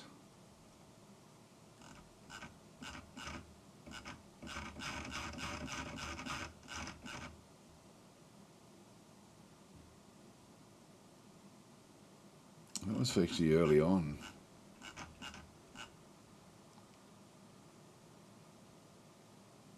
Oh, okay. This is also attacked Sev. Okay, so we're still going to... Cause Lord's still due to come back to life as well. Cause Lord actually died before Sev. Now, in case that what it may be is that Cause Lord is, and that may, if Cause Lord comes to life, unfortunately, this thing's now going to be the next big threat that we're going to then have. What are our military up to? Killing off to kill the Gorlak corpse. I really can't bring anyone else into the military at this stage. Let's just unpause this for a split second. Now this is running in now, so this is now inside. We now have the Gorlak corpse. The Gorlak corpse is most... Oh, God, now we've got Schweinhund.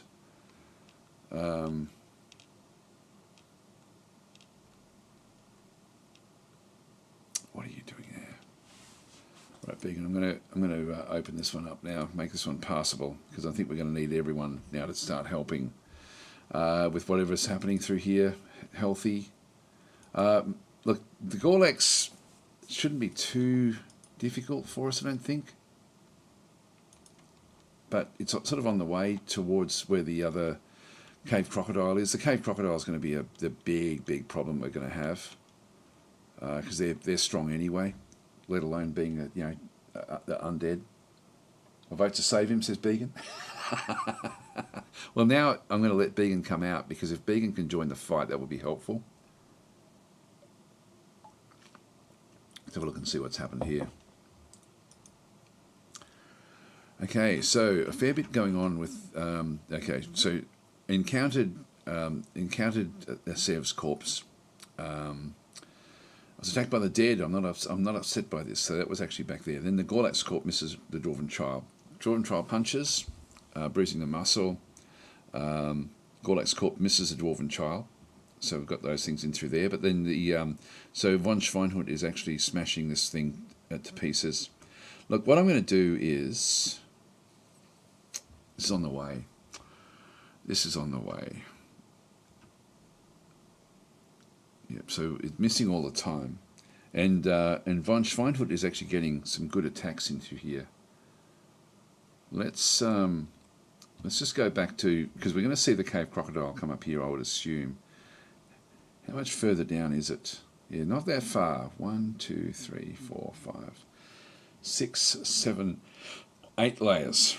All right, let's go and just sit and we'll just keep on pressing space, like the period key, while we watch this fight. If we see blood, I'll then sort of interrupt it. But at the moment, von Schweinhund is doing a good job of avoiding. Now there we go. We've now got this is red shirt.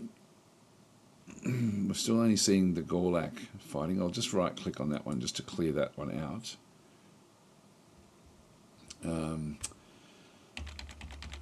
Oh no, von Schweinhund's Dwarven blood. All right, so von Schweinhut has been is now bleeding. Come on. You need to get into this. Is von Schweinhut in the chat? We're going to be banning von Schweinhut as well. No, everyone's away. Everyone's not in here. Must be away for Easter. Just 50 saying the bunny is dead. End the stream. It's over. Yes. And Pickerman is saying, is adventure mode laggy for anyone else? I don't actually really play it. I just tend to play these dwarves. Let's have a look and see what actually happened here. So if we have a look at the again the fight. I wish I knew why I have to click on that twice. Gorlak attacks the dwarven child but jumps away, punches the dwarven child in the right lower arm, bruising the muscle. Then the force bends the right elbow, tearing the muscle and bruising the bone, tearing apart the muscle and bruising the bone. Is that where it happened? Well, that was where the blood splattered from, but still going. So just a bit of light bleeding, I think, through that particular attack. Tore the muscle.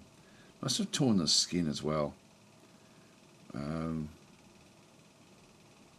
Yeah, that's the only one that really got hit here. So even with the charging, it's very, very agile. Bleeding is not a great thing to have happen. Let's just keep it going. Oops, dropped to the ground there very, very slightly. Again, just got this thing coming. Where's our military? God, they're not really on top of this, are they? Here they come, very slowly. They're a long way up, so they're moving down towards the fight. What about from the bottom? Where's that? Here it goes. It's on the stair now. So the Crave Crocodile is now moving up towards Munkerstrap. No, Red Shirt. Red Shirt is moving where? This is the lover of Munkerstrap. Began is still hiding. No job. Now, what I'm going to do is I'm going to give Red Shirt a job. Your job is to go to the top of the fortress and mine out this layer. So if we can try to get that one done through there. There's no point using the burrows at this point in time because there's stuff everywhere.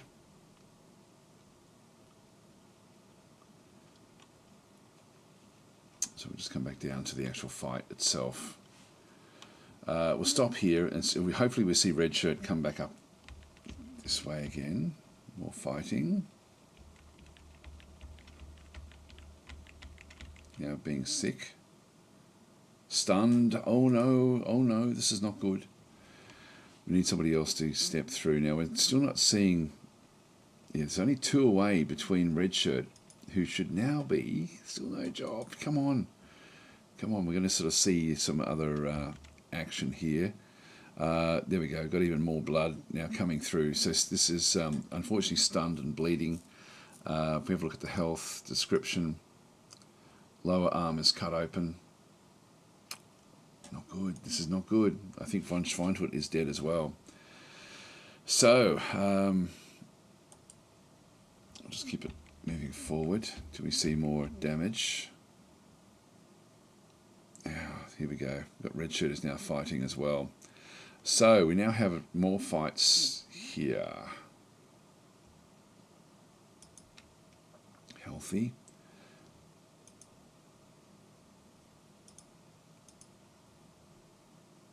Jumps away. Now, the saving grace here is that Red Shirt has been mining a lot, so it'll be strong, and has also got the a weapon, which is the pick, but probably won't be enough. Let's keep on going back up to the Gorlak fight, because I think that von Schweinhut is basically dead.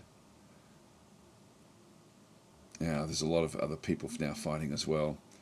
All right, so there's a lot of fighting going on now. Is Cause Lord back to life?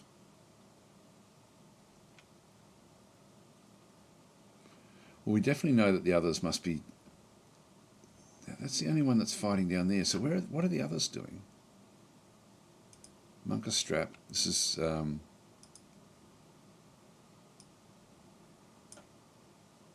Laugh in the face of death. Sev back to life. Hang on. Is Sev back to life?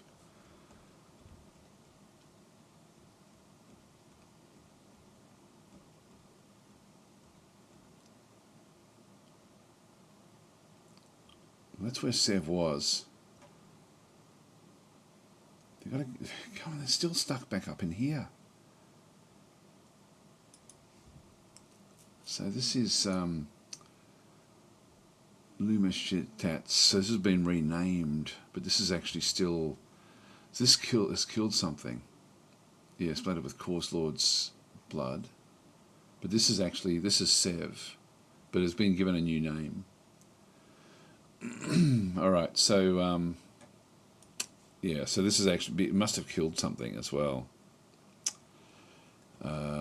Well, is it the bunny? The bunny would count actually as a kill. Let's just do a little bit more in through here. Let's just get rid of this, and then we'll just watch Red Shirt and the Cave Crocodile. Here comes Monkastrap coming down to help Red Shirt. Now, this is interesting. This is actually why we built this fortress like this. We're going to have a look and see what happened here.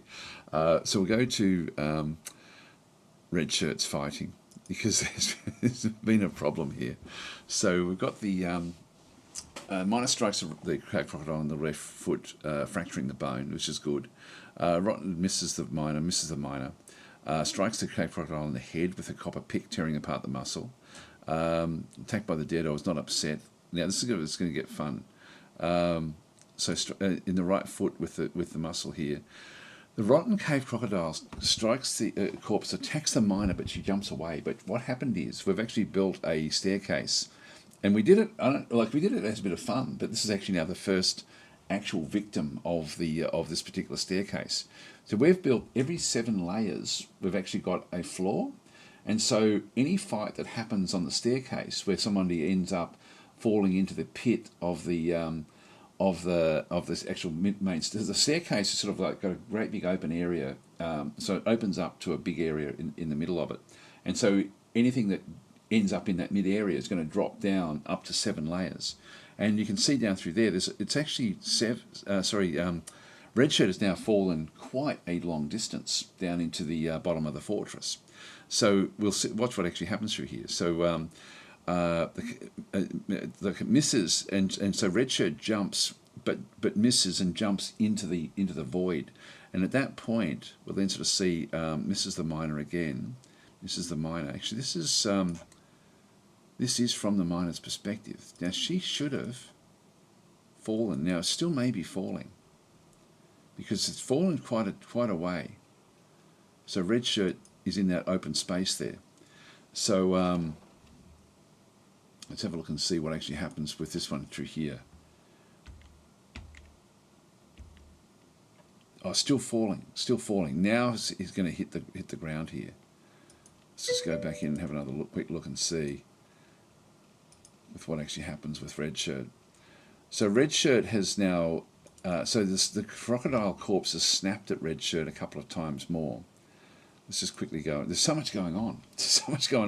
So at the moment, this little up arrow means that Red Shirt is falling. Now that's a long way to fall.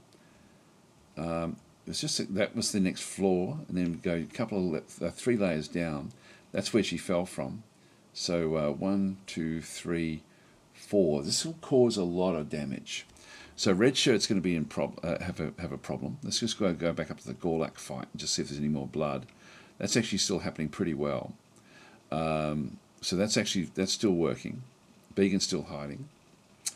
So what we'll see through here is that as I just press every full stop, now she's hit the ground.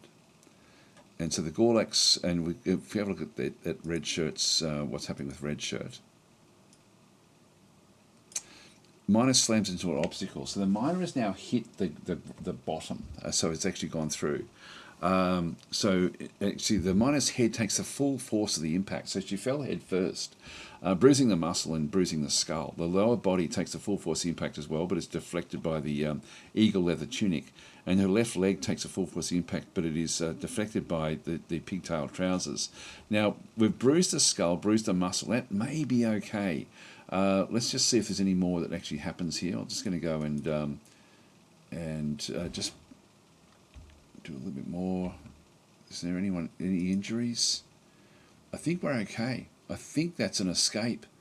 If you look at the health and description, head is bruised, skull is bruised. That's it. Wow, she fell a long way. Like that was a long fall.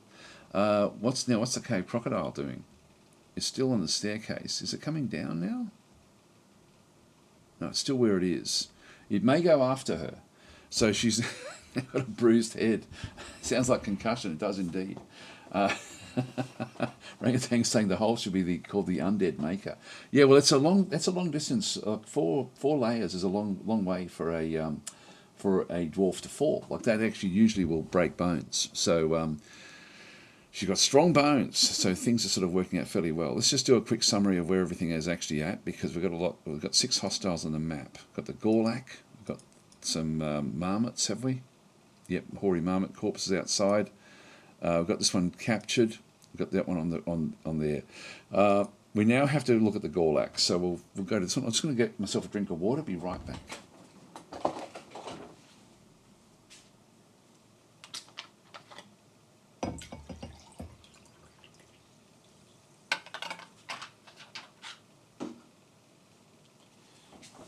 All right. So at this stage, Sev and also Sev and the Sev and Causelord have not come back to life again. Causelord never came back to life, so I'm guessing that Causelord may have actually had her head damaged. But we're now down to just 13 population, so this is a bit of a problem. We'll just keep on pressing the full stop key. A bit more blood happening in through there. Look at the, I'll just right click on that one through there. Then we've got the Gorlak. I'll just keep on keeping an eye on 1, 2, 3, 4. Now, this one's now wandering off. Red shirt has now wandered onto the staircase. It's not going to come back up again, hopefully. We'll see what actually happens here. We'll watch the from von Schweinhut's perspective at this point in time. So, jumping away again. Bites the dwarven child in the upper arm, tearing the muscle. So a bit more problems. Gorlak's corpse breaks the grip of the. Okay, so it did latch on firmly. It's sort of attacking it, but it's not going to be able to do much. Bites the child again. So I'm thinking von Schweinhut is in a lot of trouble here, unless the military can somehow get here. Just going. There's too much going on. Just right click on that one. What are they doing? Has Sev come back to life again?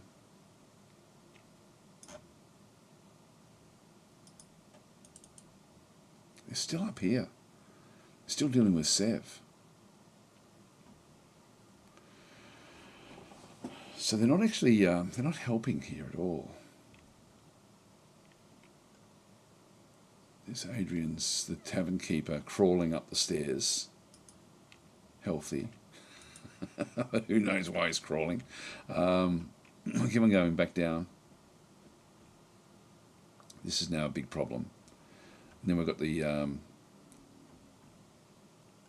comes red shirt back up again. It's only just 2 away from here. Let's just have a look at the Gorlak fight again.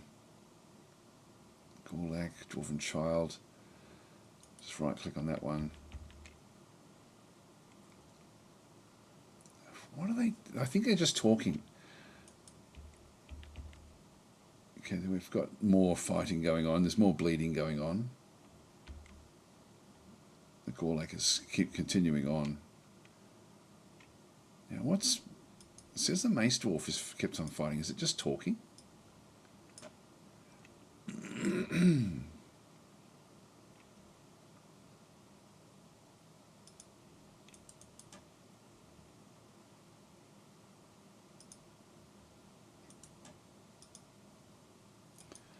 That's Sev's corpse there.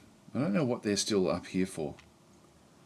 They've been given the order to go down and kill off the Gorlak. But I mean, I'm just doing it little bit by little bit. There's a lot that goes on. Come on, run away, run away. No, jumping back into the fight. Now Biolf has come through. He's going to find the rabbit. That was way up here. There's Biolf there, crawling along as well. Now there's Sev's body. How did Cave Crocodile corpse? We're back here again with the Cave Crocodile and Red Shirt.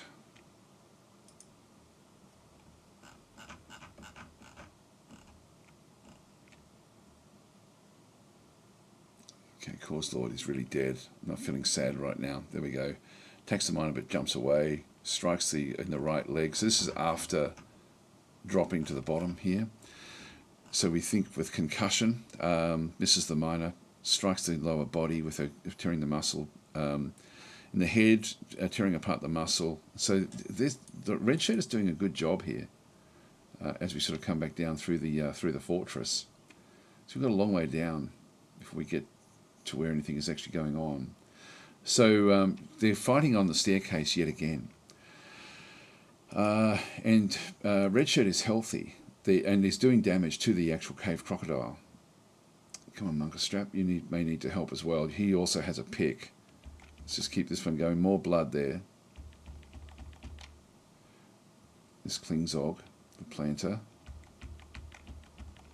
Nope, run away. Keep on seeing stuff from Atomic Ant. Yeah, Munkerstrap is now fighting.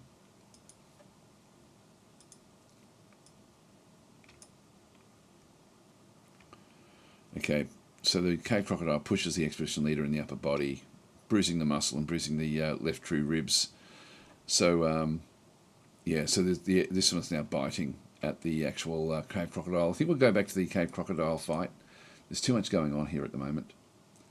So this is it here. We've got Red Shirt attacking from below, the Cave Crocodile attacking from above. It's going to be hard to see. We'll just go and watch it from watch this one here, this fight. I think von Schweinhund is dead. There, more blood. Not seeing any blood on the staircase, which is a good sign there. Chasing the child away. Klingzog is now fighting. Nope, just yelling. Oh, punches the Cave Crocodile in the head as well. So Klingzog has come through as well. So Klingzog is involved in this fight here somewhere. I'm not sure where Klingzog actually is. Where is Klingzog?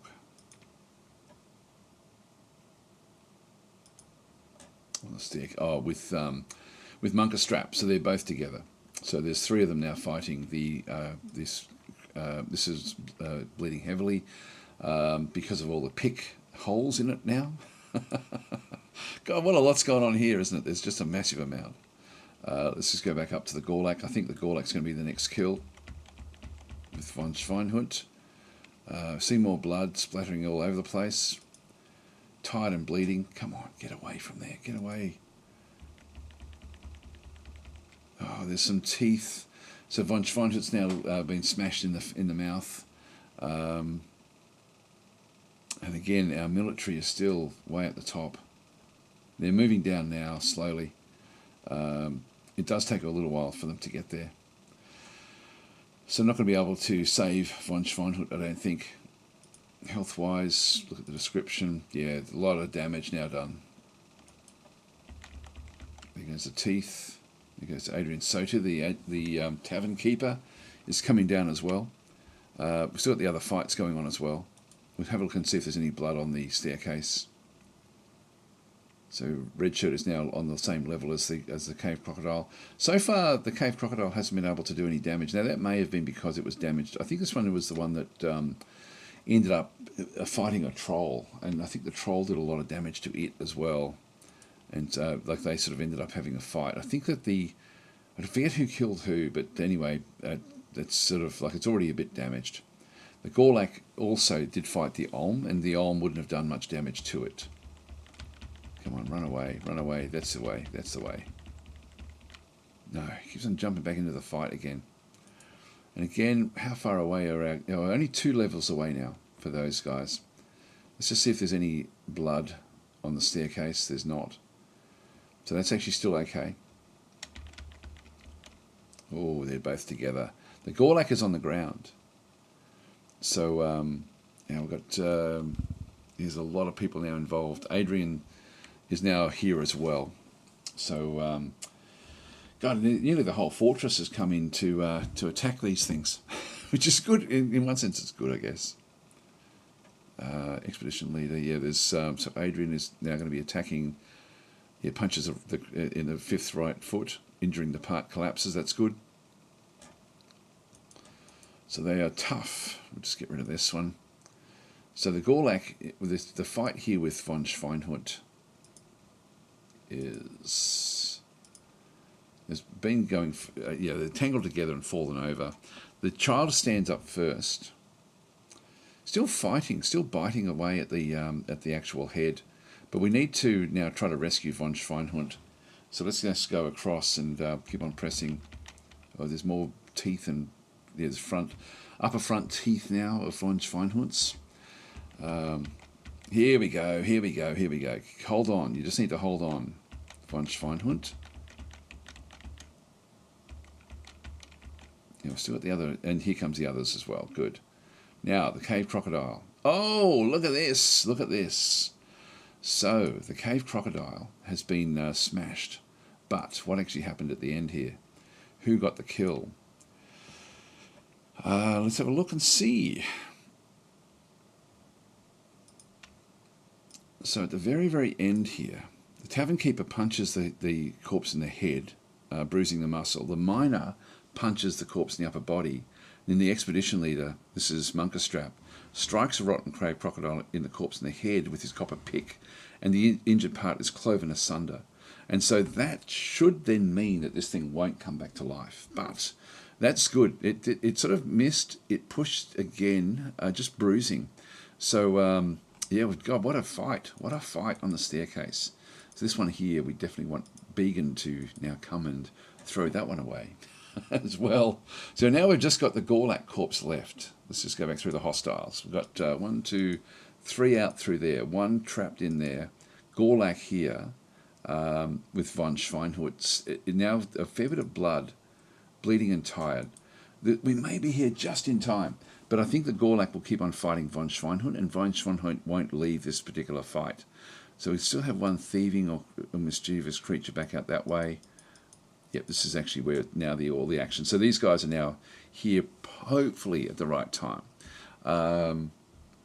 Yes, there's even the mechanic Kuja Grim ended up fighting in that last fight on the staircase. So that was good. I don't think no one else actually dropped down the staircase, did they?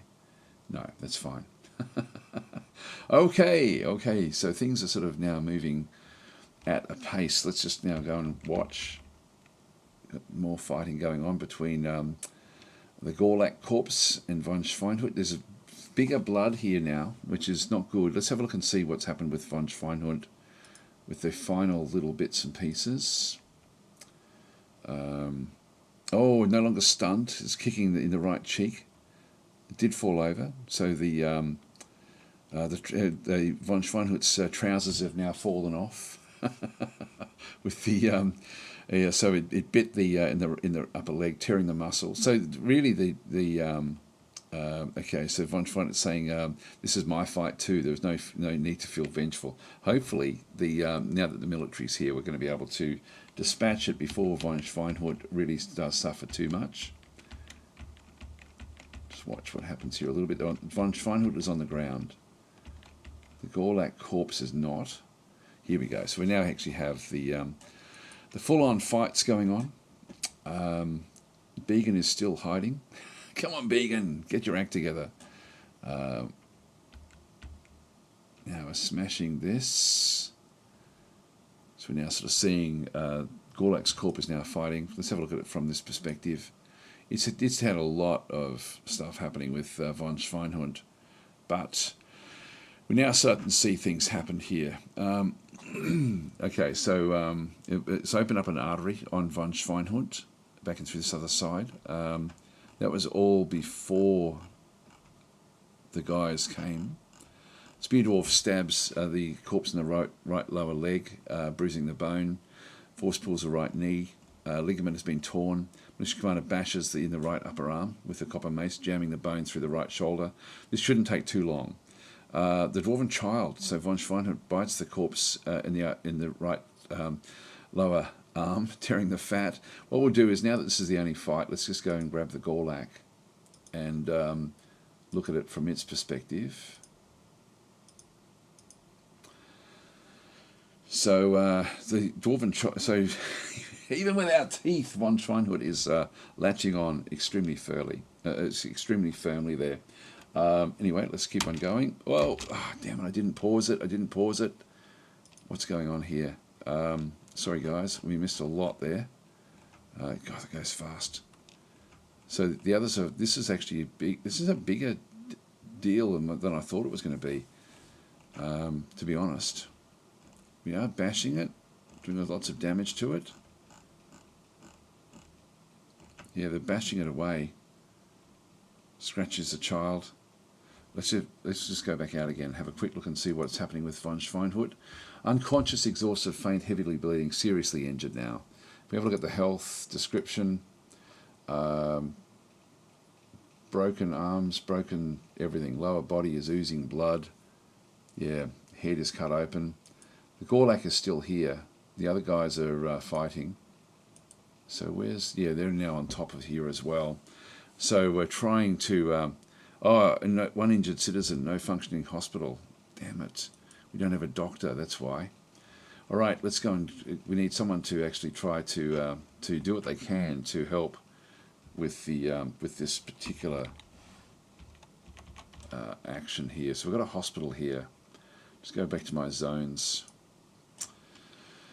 A hospital of sorts. Now, if we go and have a look at the details, we need to assign a chief medical dwarf to utilise the hospital. So to utilise the hospital, we have to go back in because Corslord was killed. Corslord was our doctor.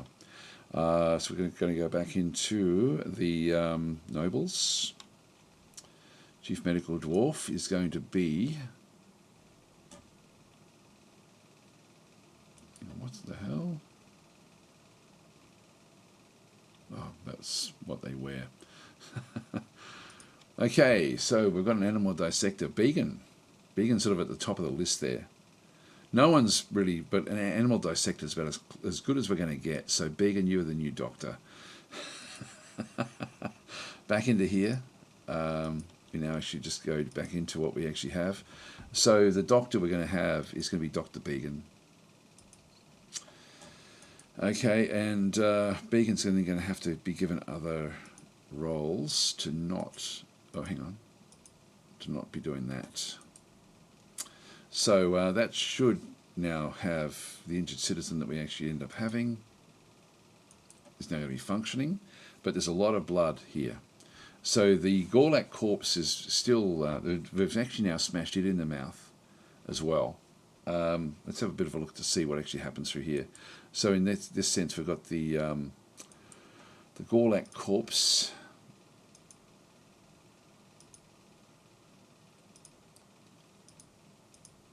And we now have this one, scratches in the right leg. But there's a lot more attacks now going in with the militia, with the other guys. Let's just go and keep on having a bit of a look. Spear Dwarf stabs it in the right hand. Severed part sails off in an arc. That's good. Scratches again, but the attack passes right through. I don't know why it would pass through the head. Militia Commander bashes the Gorlak corpse with her fracturing the bone. Punches the Gorlak corpse again. So we're getting a lot more hits now in on the corpse. Scratches the head, tearing the muscle, tearing apart the skin. It's going to be tricky. It's going to be tricky. Okay, so now we've got the, this is in the right lower arm, crushing the injured parts. Go back through here again, stabs the Gorlak's corpse in the right lower arm, bruising the muscle. Yep, so again, it's just focusing on von Schweinhund all the time. Bashes the corpse, right lower leg. Yep, there we go. So again, more stuff is scratching at the head of the. So it's trying to kill von Schweinhund really at this stage, just frantically trying to sort of do what it's doing through here. Oh, here we go. The Spear stabs the dwarven corpse. Oh, it's only in the leg. I saw the cloven asunder and thought it might have been the head, but it's not. It's not. Bashes in the right foot, so we're still sort of smashing away at it. So it scratches again the head of von Schweinhund. The Spear stabs the Gorlak corpse in the right foot with the copper spear, tearing the muscle. And the militia commander then also is not able to reach the head yet. Yeah, the wrists. Here we go. We're now getting it. So the Spear stabs the Gorlak's corpse in the head, tearing the muscle and tearing the left lung. Yep, that's right. It's all, the head is all one big area. They're still scratching they're still focused on trying to kill off von Schweinhund. The militia commander bashes in the right foot. That's not going to help. Spear Dwarf stabs again in the lower leg. That's not going to help either. Tearing the muscle. Hopefully von Schweinhund can get away from this. Bashes in the hand, shattering the bone. It is scratching, so we are smashing away at what's actually doing the damage here. Stabs the Gorlak's corpse in the head, tearing apart the muscle and tearing apart the spleen. So the head is the body on a Gorlak. That's why it's sort of saying head, but it's sort of the results we're getting until we start to see brain damage. That's not going to be all that helpful. God, it's still smashing away. So now the Spear Dwarf gets a hold of the spear again. Mission commander scratches in the head, tearing the muscle. Spear Dwarf stabs again in the lower arm. Scratches the head again, tearing the muscle. God, it's really... Poor old von Schweinhund is really struggling here. Okay, so the militia commander bashes the Gorlak's corpse in there in the lower arm. Again, crushing its ability to do things. It's opened up another artery in the dwarven child. I don't think von Schweinhund's going to be able to survive this. Okay, stabs the Gorlak's corpse in the lower arm, so that arm has now disappeared. Bashing again in the head. This middle spine's nervous tissue is damaged. Yep. So now the Gorlak's corpse is just pushing away. So it's got no more arms left. So it's now just pushing the von Schweinhund around. God, what a fight! What a fight! So bashes in the head again, shattering the right true rib. So we're going to have to absolutely pulverize this. Still just pushing, still bruising things. Like it's like headbutting with what's going on in through there. So Adrian's saying, "Why am I crawling up the stairs? This is madness." Yes, you are. So anyway, we can keep on going. Scratches the Gorlak's corpse in the head. Okay, here we go. Spilling its fetid guts as well. So we're now going to sort of see guts everywhere. Again, pushing. It's doing minimal damage to von Schweinhund, but we have to get von Schweinhund out of there. Okay, that's upper arm again, hurting the shoulder. So the Gorlak's corpse is just bruising von Schweinhund. Can't do any massive damage anymore because the arms have gone. In the lower leg, that part is now crushed as well. So, yeah, pushes again. It does sort of bruise the muscles and things. Stabs in the head, tearing apart the muscle in the pancreas now as well. I love that the game knows that there's no body on a Gorlak, and that a headshot can really hit anything to do with the body portion as well as the brain. Bashes in the head again. Now we're getting the lower spine nervous tissue. Still not enough. The Spear Dwarf gains possession again of the spear. Pushes again, but there is no force. So essentially, we've now really nullified but still have to get there we go. That's lower leg, tearing the muscle. Many nerves have been severed. Doesn't matter with these zombies. Right arm, yeah, that's okay. Just keep it going.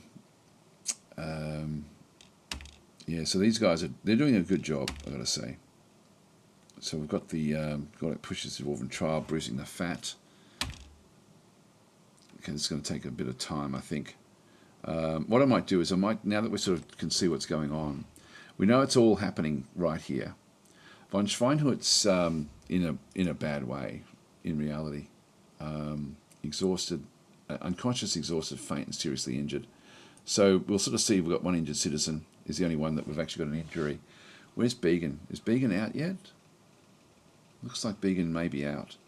But we have to somehow come and try to rescue von Schweinhut. I don't know where Began is. Where's Began? What is Began doing?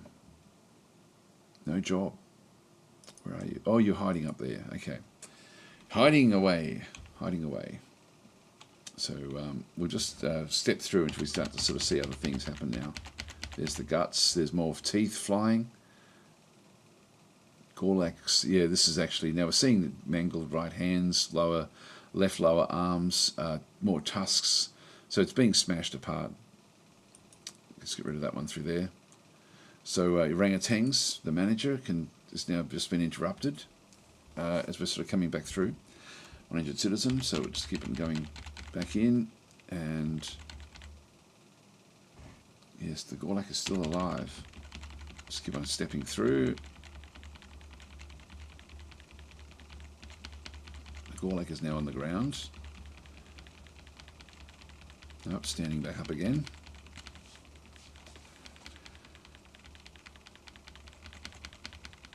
Oh, there's more teeth. Is this Gorlak teeth? I'm guessing it will be. No, that's... oh, no, Gorlak lower front teeth. So the guys are absolutely smashing it apart now. I think what I'm going to do is just let the game run forward, because we're not going to be moving off from here. Hang on, hang on, hang on. What is Adrian now doing?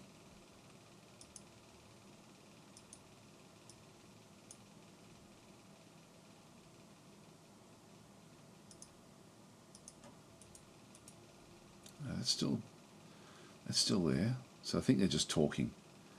They're talking it through. We don't have anyone else, do we? That's really a problem. This is Kuja Grim. The mechanic. We've got 5 hostiles. Let's have a quick look and see who's still around. Yeah, so we've just got the Gorlak and then those outside. So let's just unpause the game, and this will happen. This should end fairly fast, but von Schweinhut may end up being killed here. So we're unpausing, and the Gorlak is still alive. Damn, this thing is really, really... there's a lot going on here. The others have now stepped in to actually have a bit of fun with it as well.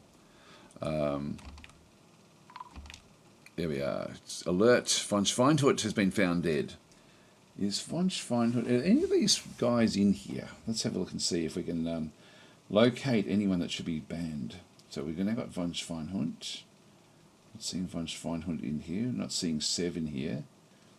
And not seeing Causelord in here. So, yeah, so nobody else. Everybody else is actually okay.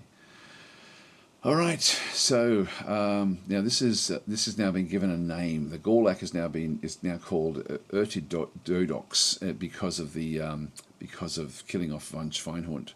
So Began no longer really needs to be doing anything. So we've got that one done. Yeah, everyone's now coming in. I like that they're all coming in to fight. Actually, I've got to say, I do appreciate that they're doing all this. It's a bit of a... I may have to get everyone military gear. Because they do step into the breach and actually help out. Down to 12 population now.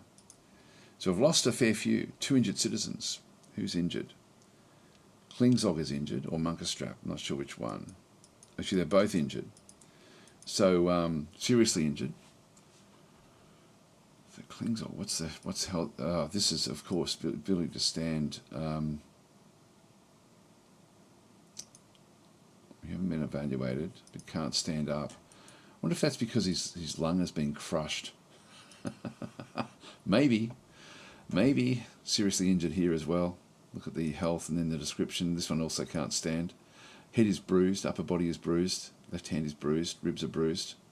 Just a lot of bruising, a lot of bad bruising for what we can see superficially from the outside. We need to get these up into the hospital. We do have 2 beds in the hospital, so that should be that's enough at this stage. We may have to get our actual hospital up and running fairly soon, I think. Let's continue on with this fight. There we go. Got the Gorlak finally. Here comes Began out of that little hidey hole. Well done, Began. There's lots of things here. We're going to throw this thing away. So Began is now going to have to go off and rescue. Yeah, recover wounded. This is going to be good. So we'll follow Began down through the fortress now. It's going to go and carry up the others. So it's taking the first one. Now they're both in the bed. So Began will now go off and do the best he can. He's got no job, but these guys are going to have to be. These are unconscious. They're just sleeping. But Began will need to go and figure out what's going on here. So he's got no job, but these will require diagnosis. He's going to evaluate. So Began will have to. It's got no job at the moment, but yeah, there we go. Diagnosing patient, and we'll then start to treat the patient.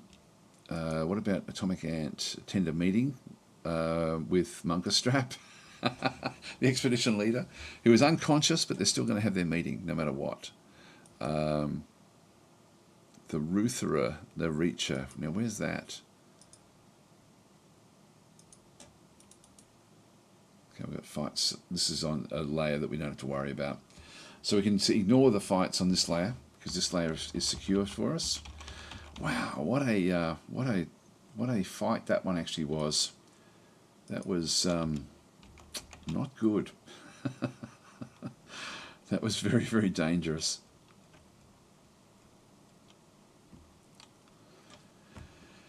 Wow, that was. We've still got 4 hostiles on the map. Yes, that's all we got. 1 injured citizen back over here. This one is no longer considered injured. Unconscious. If we look at the health, wounds. So and we've already. Began's already done the suturing there, so that's good. It's already sort of looking after things. So Began's sort of doing the job there.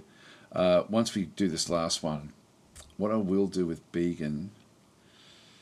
Yeah, no, I'll let him just continue on. Then we'll get him to throw away the undead again. Orangutan saying meeting with someone in a coma. Yes, it's say no if you disagree with my proposed proposal, Munkerstrap. Nothing, so you approve. Yes, indeed. Now, Atomic Ant is that close friend, kindred spirit, close friend with Munkerstrap. Who's Munkerstrap's relations with? Redshirt is the lover there. Okay, so that's so they're together. Yeah, well, Redshirt did a great job, I've got to say.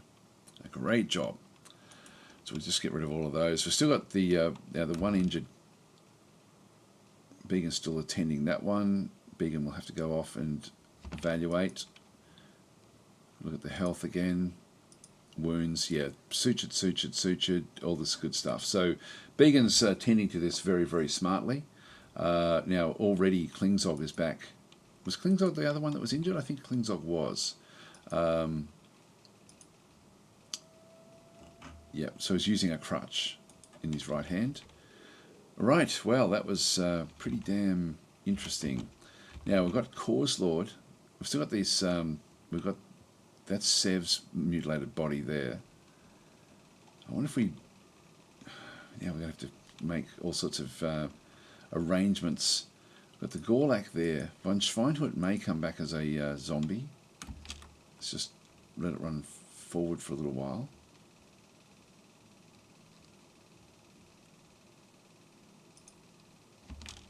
Okay, that one's still injured. But we are sort of dealing with it. Atomic Ant is stressed, so it's coming in to lay down in the hospital beds. After all that fighting, but in the end they did a good job, reasonable job. I mean, Von Schweinhut did get killed. they had been a bit faster getting down those stairs, it would have been a bit more helpful. I wonder if we bring anyone else out to help out now. I don't think there's much we can do.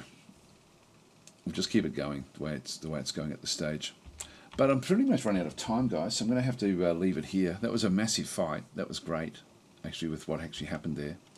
So, good fun. Haven't started building any of this yet. Unfortunately, we're down to just 12 population, so the fortress is falling apart a little bit, but that's actually, we did resurrect that one fairly well.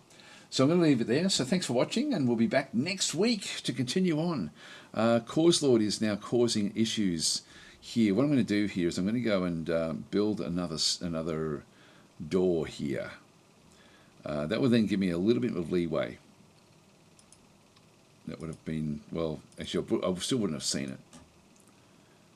A mudstone door. So we'll go and add that one. That way we can at least lock off the outside to a degree.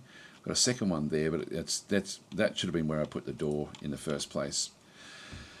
Wow, a lot went on that time. Adam smashed the dead, if we can. But Began is still treating the wounded, so we've still got one injured citizen back in through here. So I can't get Began off to do anything else. There's a fair few playing around in that bed. Supreme Plague and Monka Strap are in there. Anyway, guys, I'm going to leave it there. So thanks for watching, and I'll catch you. Well, if you're here for Dwarf Fortress, I'll catch you in a week's time. Otherwise, I will definitely be doing all sorts of other games and things through the week. I'll probably end up in the next day or so playing a bit more of the Fading Suns sort of playthrough. We started off a game of that. I'll leave it there.